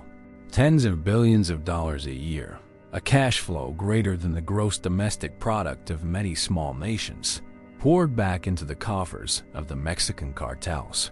This unprecedented wealth allowed these criminal organizations to undergo a final, terrifying metamorphosis. They began to evolve far beyond the scope of a traditional criminal enterprise. They were no longer just traffickers. They were becoming something else entirely, a parallel state, narco-state, existing within and alongside the official Mexican government. Sometimes cooperating with it, sometimes fighting it, but always, fundamentally, challenging its sovereignty. This evolution began, as it often does, with corruption, an age-old practice perfected to an industrial scale. The choice offered to officials, from the local cop on the beat to the federal prosecutor, from the small-town mayor to the cabinet minister, was brutally simple. Plata o plomo, silver or lead. A briefcase full of cash or a coffin. Most chose the silver. Police departments effectively became private security forces for the cartels. Military commanders would leak vital intelligence on troop movements. Politicians would pass laws specifically favorable to their patrons. The corruption became so systemic, so pervasive, that it was no longer an aberration. It was the operating system itself. The state was not merely infiltrated. It was co-opted, its institutions hollowed out and repurposed to serve the direct interests of the traffickers. But the narco-state is built on more than just bribery. It also provides services. In many rural parts of Mexico, particularly those neglected and forgotten by the central government, the local cartel became the de facto authority. If a farmer had a dispute with his neighbor, he didn't go to the police. He went to the local Jefe, the cartel boss. The cartel would pave roads, build churches, sponsor festivals, and hand out cash to the poor. They provided employment in a country with few opportunities. They offered a form of swift, if barbaric, justice. They effectively became the government, the bank, and the social safety net all rolled into one. They were buying not just silence, but loyalty, weaving themselves deeply into the very fabric of the communities they controlled. This social control was the soft power that perfectly complemented their hard power. And that hard power became truly formidable. The cartels began to arm themselves not like mere gangsters, but like armies. They established training camps in remote mountains and jungles, often run by former Special Forces soldiers from Mexico, Guatemala, and even, disturbingly, the United States. A new organization, Los Zetas exemplified this chilling shift. They were not traditional smugglers who had turned violent. They were violence professionals who had gone into smuggling. Originally formed as an elite enforcement wing for the Gulf Cartel from a corps of deserters from the Mexican Army's Airborne Special Forces Group, the Zetas brought a new level of military discipline and technological sophistication to the underworld.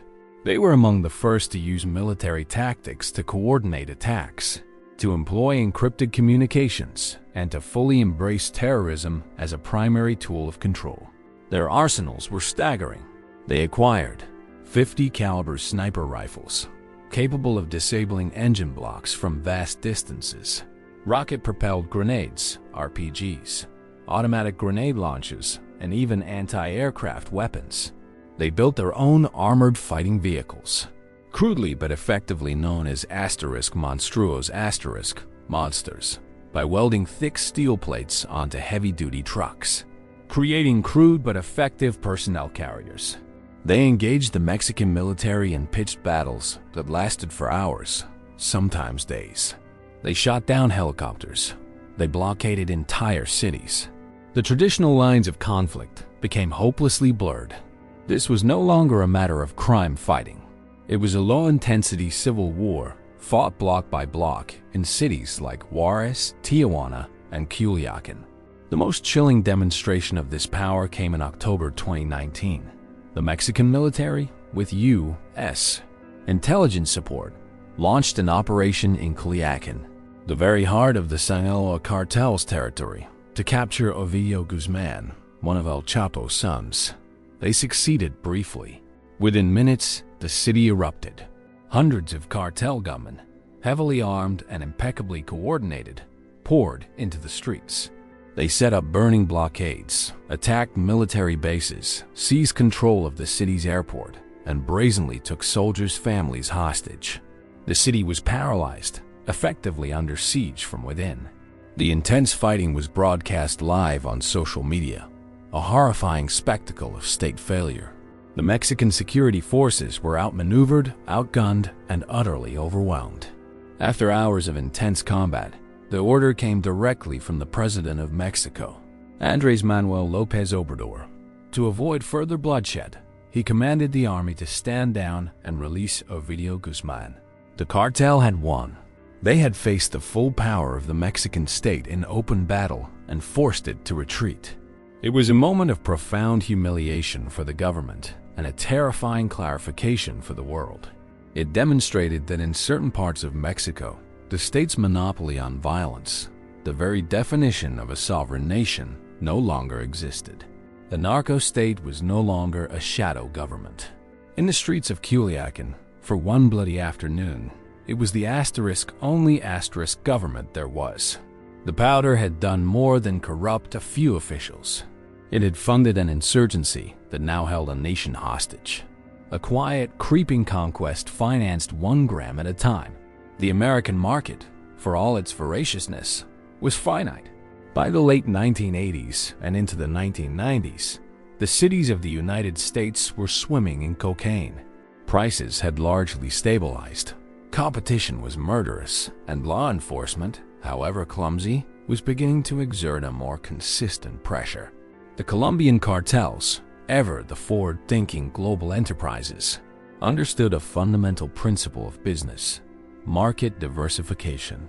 They needed a new frontier, a new continent of wallets to open and nostrils to fill. And so their gaze turned eastward, across the vast and lonely expanse of the Atlantic to the Old World. Europe, with its wealthy cities, its established trade routes, and its own quiet, burgeoning appetites, was the next logical prize. This was the opening of the second front, a European corridor that would reshape the global flow of the powder and entangle a whole new cast of characters in its story. Initially, the methods were almost quaintly direct. A courier on a commercial flight from Bogota to Madrid, luggage lined with a few carefully pressed kilos. A small shipment hidden within a container of coffee beans or bananas destined for the bustling ports of Lisbon or Naples. These were mere feelers, probes into a new market, testing the defenses and meticulously mapping the demand. But the Colombians quickly learned that Europe was not America. The borders were different, the languages more numerous, and the law enforcement agencies a fractured patchwork of jurisdictions, often with limited cross-border coordination. They could not simply replicate the Miami model. They needed partners. They needed local expertise. And so, they went into business with the most experienced and formidable organized crime syndicate in Europe, an organization that, by comparison, made the Sicilian Cosa Nostra seem almost flamboyant and reckless. They were the men from Calabria, the mountainous toe of Italy's boot. They were the 'Ndrangheta.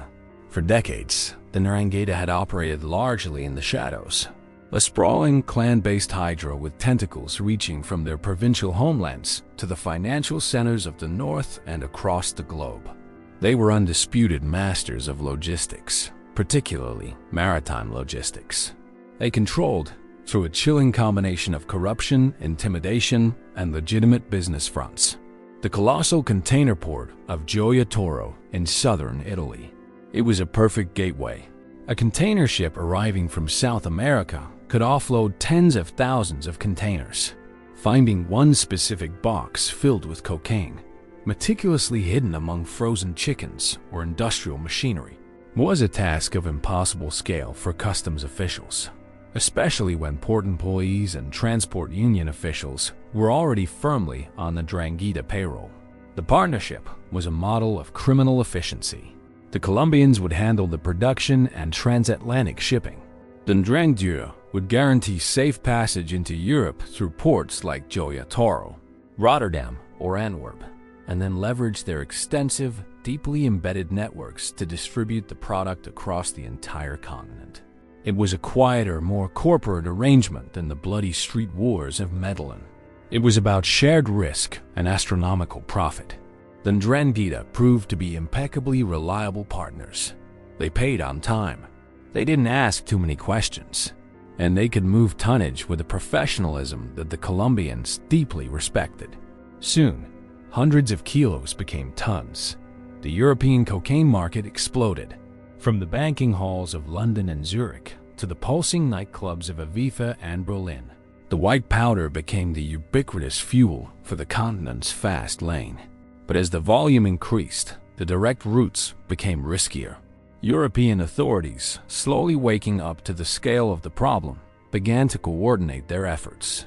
Maritime patrols intensified. Port security was tightened. The traffickers, as they always do, adapted.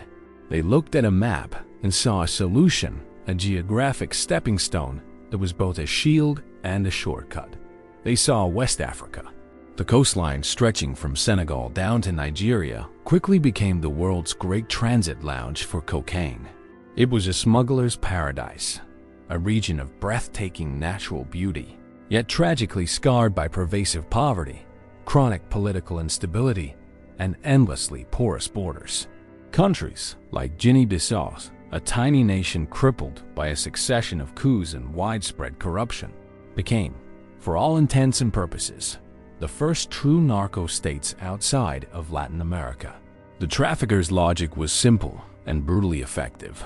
A large mothership, perhaps a freighter or a fishing trawler, would sail from the coasts of Colombia or Venezuela. It would need smaller, faster boats far out in international waters, often off the coast of Cape Verde or Guinea. The cocaine, meticulously sealed in waterproof bales, would be transferred.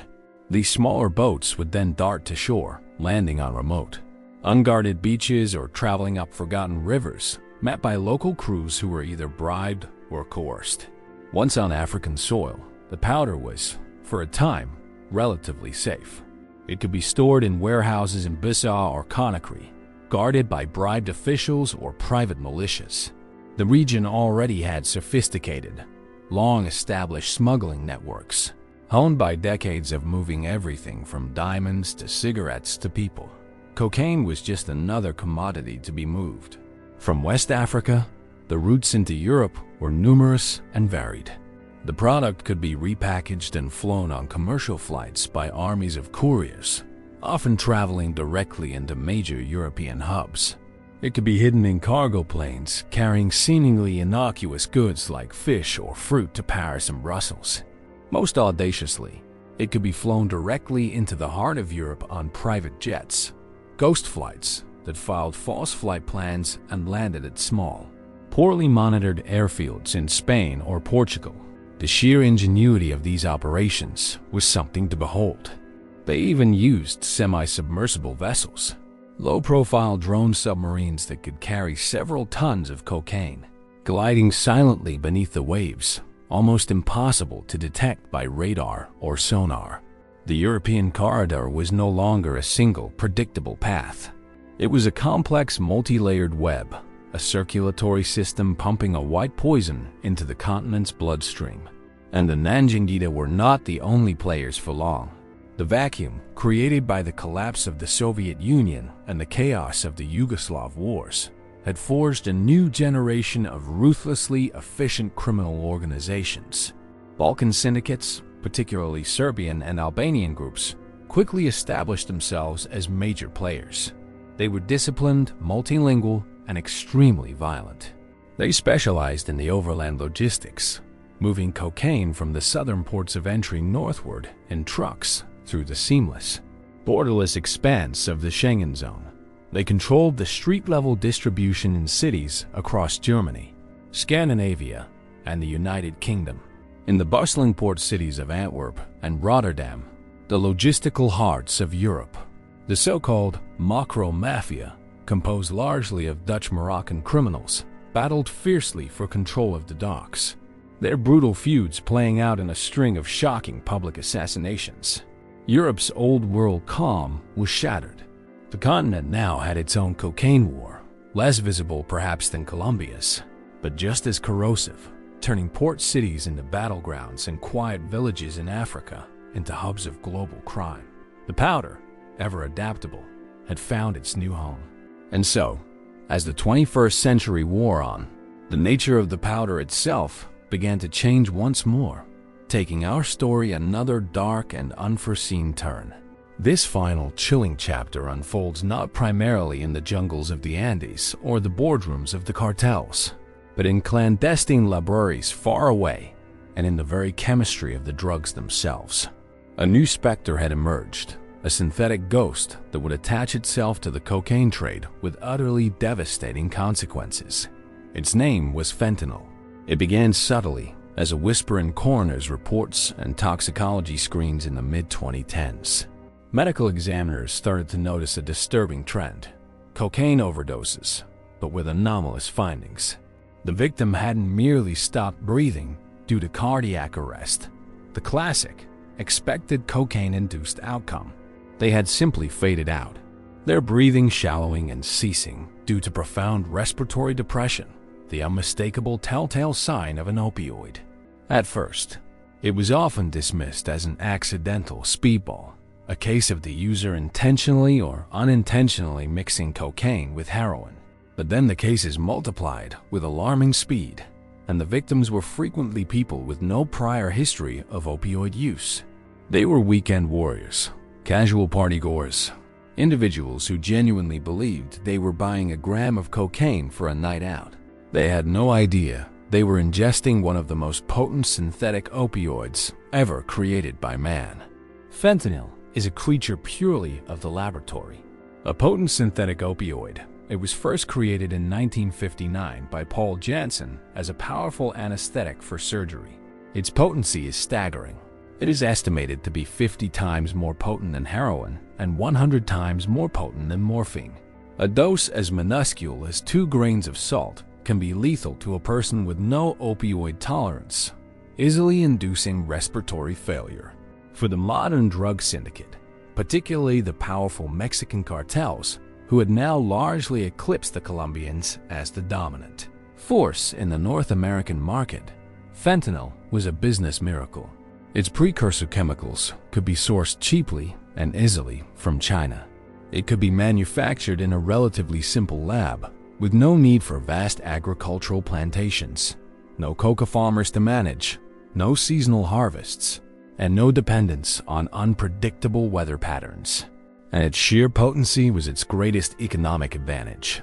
A single kilogram of pure fentanyl, costing perhaps a few $1,000s to produce, could be cut and stretched to create hundreds of thousands of individual doses for the street, yielding immense profits. The contamination of the cocaine supply was born of this cold, ruthless market logic. Sometimes it was accidental.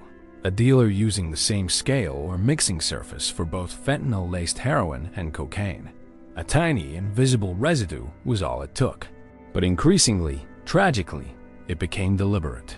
Cutting cocaine with a cheap, powerful, and intensely addictive synthetic opioid was a monstrously effective business strategy. It stretched the more expensive cocaine, thereby increasing profit margins dramatically. And for those users who, by luck or swift intervention, survived, it could create a new, powerful dependency, hooking them on opioids without them even knowing it. The euphoric rush of cocaine would be followed by the heavy, narcotic pull of fentanyl, a confusing and often terrifying combination. The user would then crave that specific feeling again, seeking out the same dealer, their brain chemistry now rewired by a substance they never intended to take. The public health consequences were catastrophic and immediate. The cocaine user base is fundamentally different from the heroin user base. Many are recreational users who associate their drug of choice with energy, confidence, and late nights. They have no concept of opioid overdose, no Narcan, naloxone on hand, and no understanding of the insidious risk of respiratory arrest. The party drug, once associated with glamour, had become a deadly game of Russian roulette. A single line, a single bump at a bar or a concert, could now be a silent, immediate death sentence. The third wave of the opioid crisis had officially begun, and it was a wave that washed over everyone, regardless of social status or prior drug use. Overdose deaths in the United States, which had already been climbing due to prescription pills and heroin, skyrocketed into unheard-of territory. Over 100,000 Americans were dying a year, a number once unimaginable, and a significant and rapidly growing percentage of those deaths involved cocaine contaminated with fentanyl. This new reality changed everything. It transformed the risk calculus for millions of people.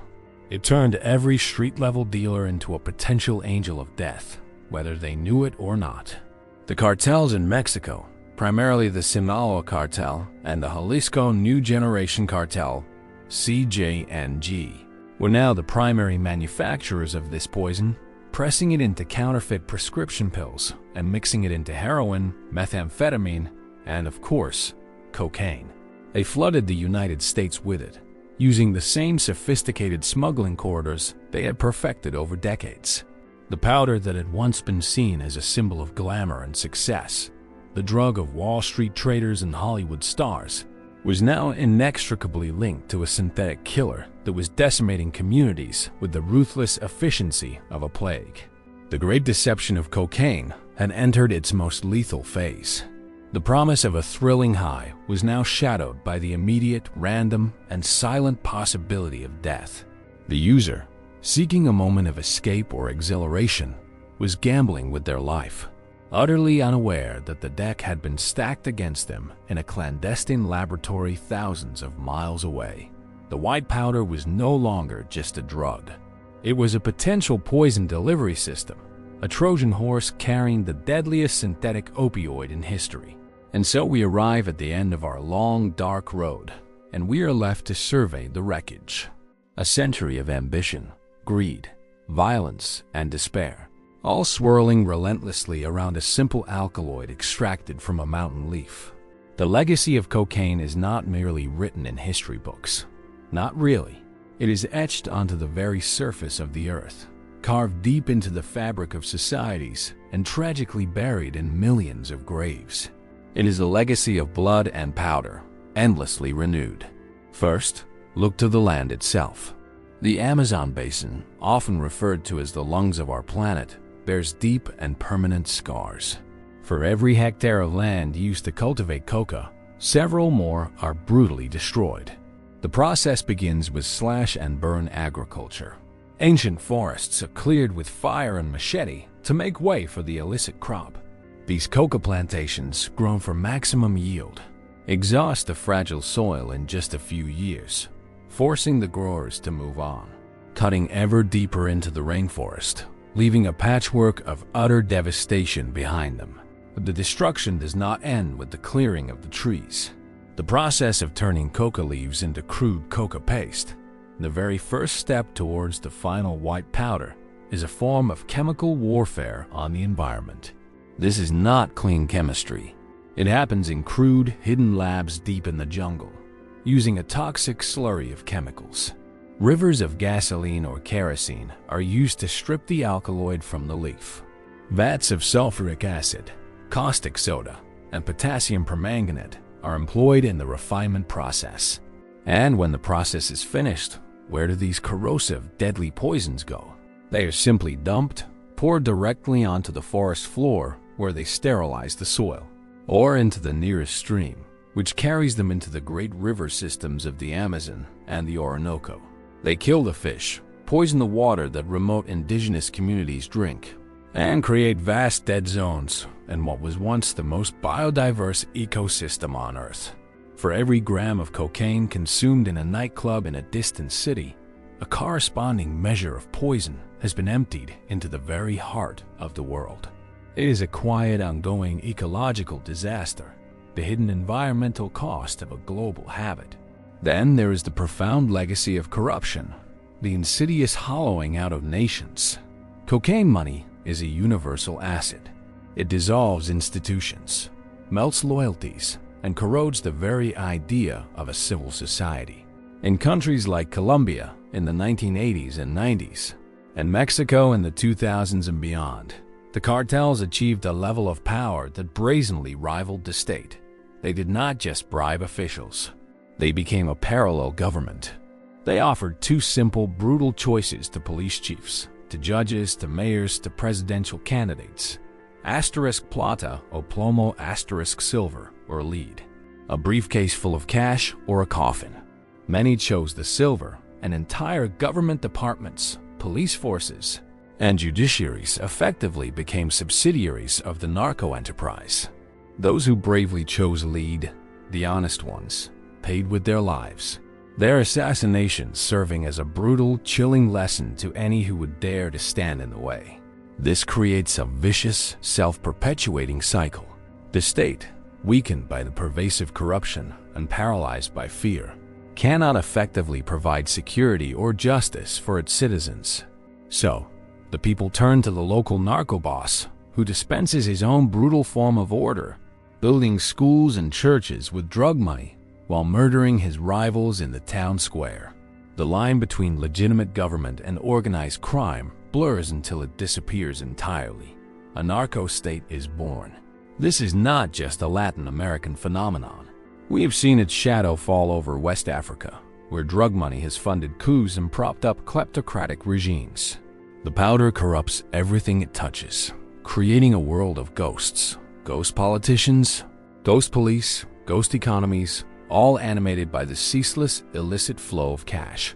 And finally, there is the human cost. A cost so staggering it defies easy comprehension.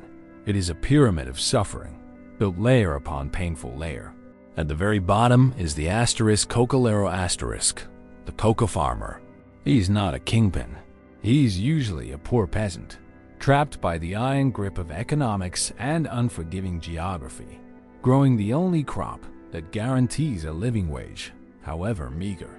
He lives under the thumb of the traffickers on one side and the government eradication forces on the other. His life a constant, precarious negotiation with violence.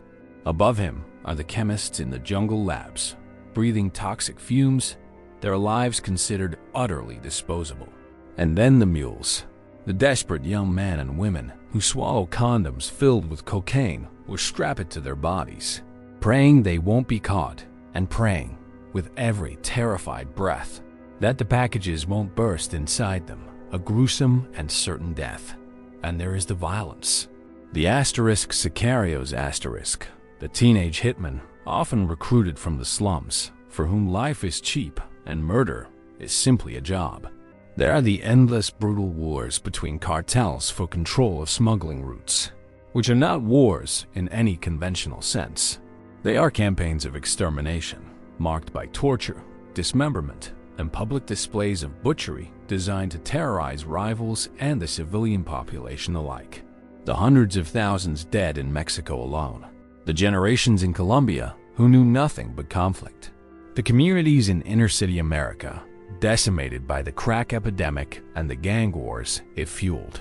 The cost is counted in the bodies, but also in the traumatized survivors, the orphans, the displaced families, the millions whose lives have been irrevocably broken by this relentless trade. And at the very top of the pyramid, the user. In a way, they are victims too, caught in the grip of a powerful, insidious addiction. But they are also, crucially, the engine. The casual user at a dinner party, the desperate addict in a dark alley, the high-flying banker celebrating a deal. Their demand is the signal that echoes all the way down the chain of supply, setting the entire infernal machine in motion. Their money is the fuel. Cocaine's ultimate trick, its greatest, most enduring deception, was to cunningly disguise this global pyramid of misery as a pristine line of white powder on a mirror. It promised power, euphoria, and glamour. But its true, undeniable legacy is one of scarred landscapes, broken nations, and a body count that will never be fully known.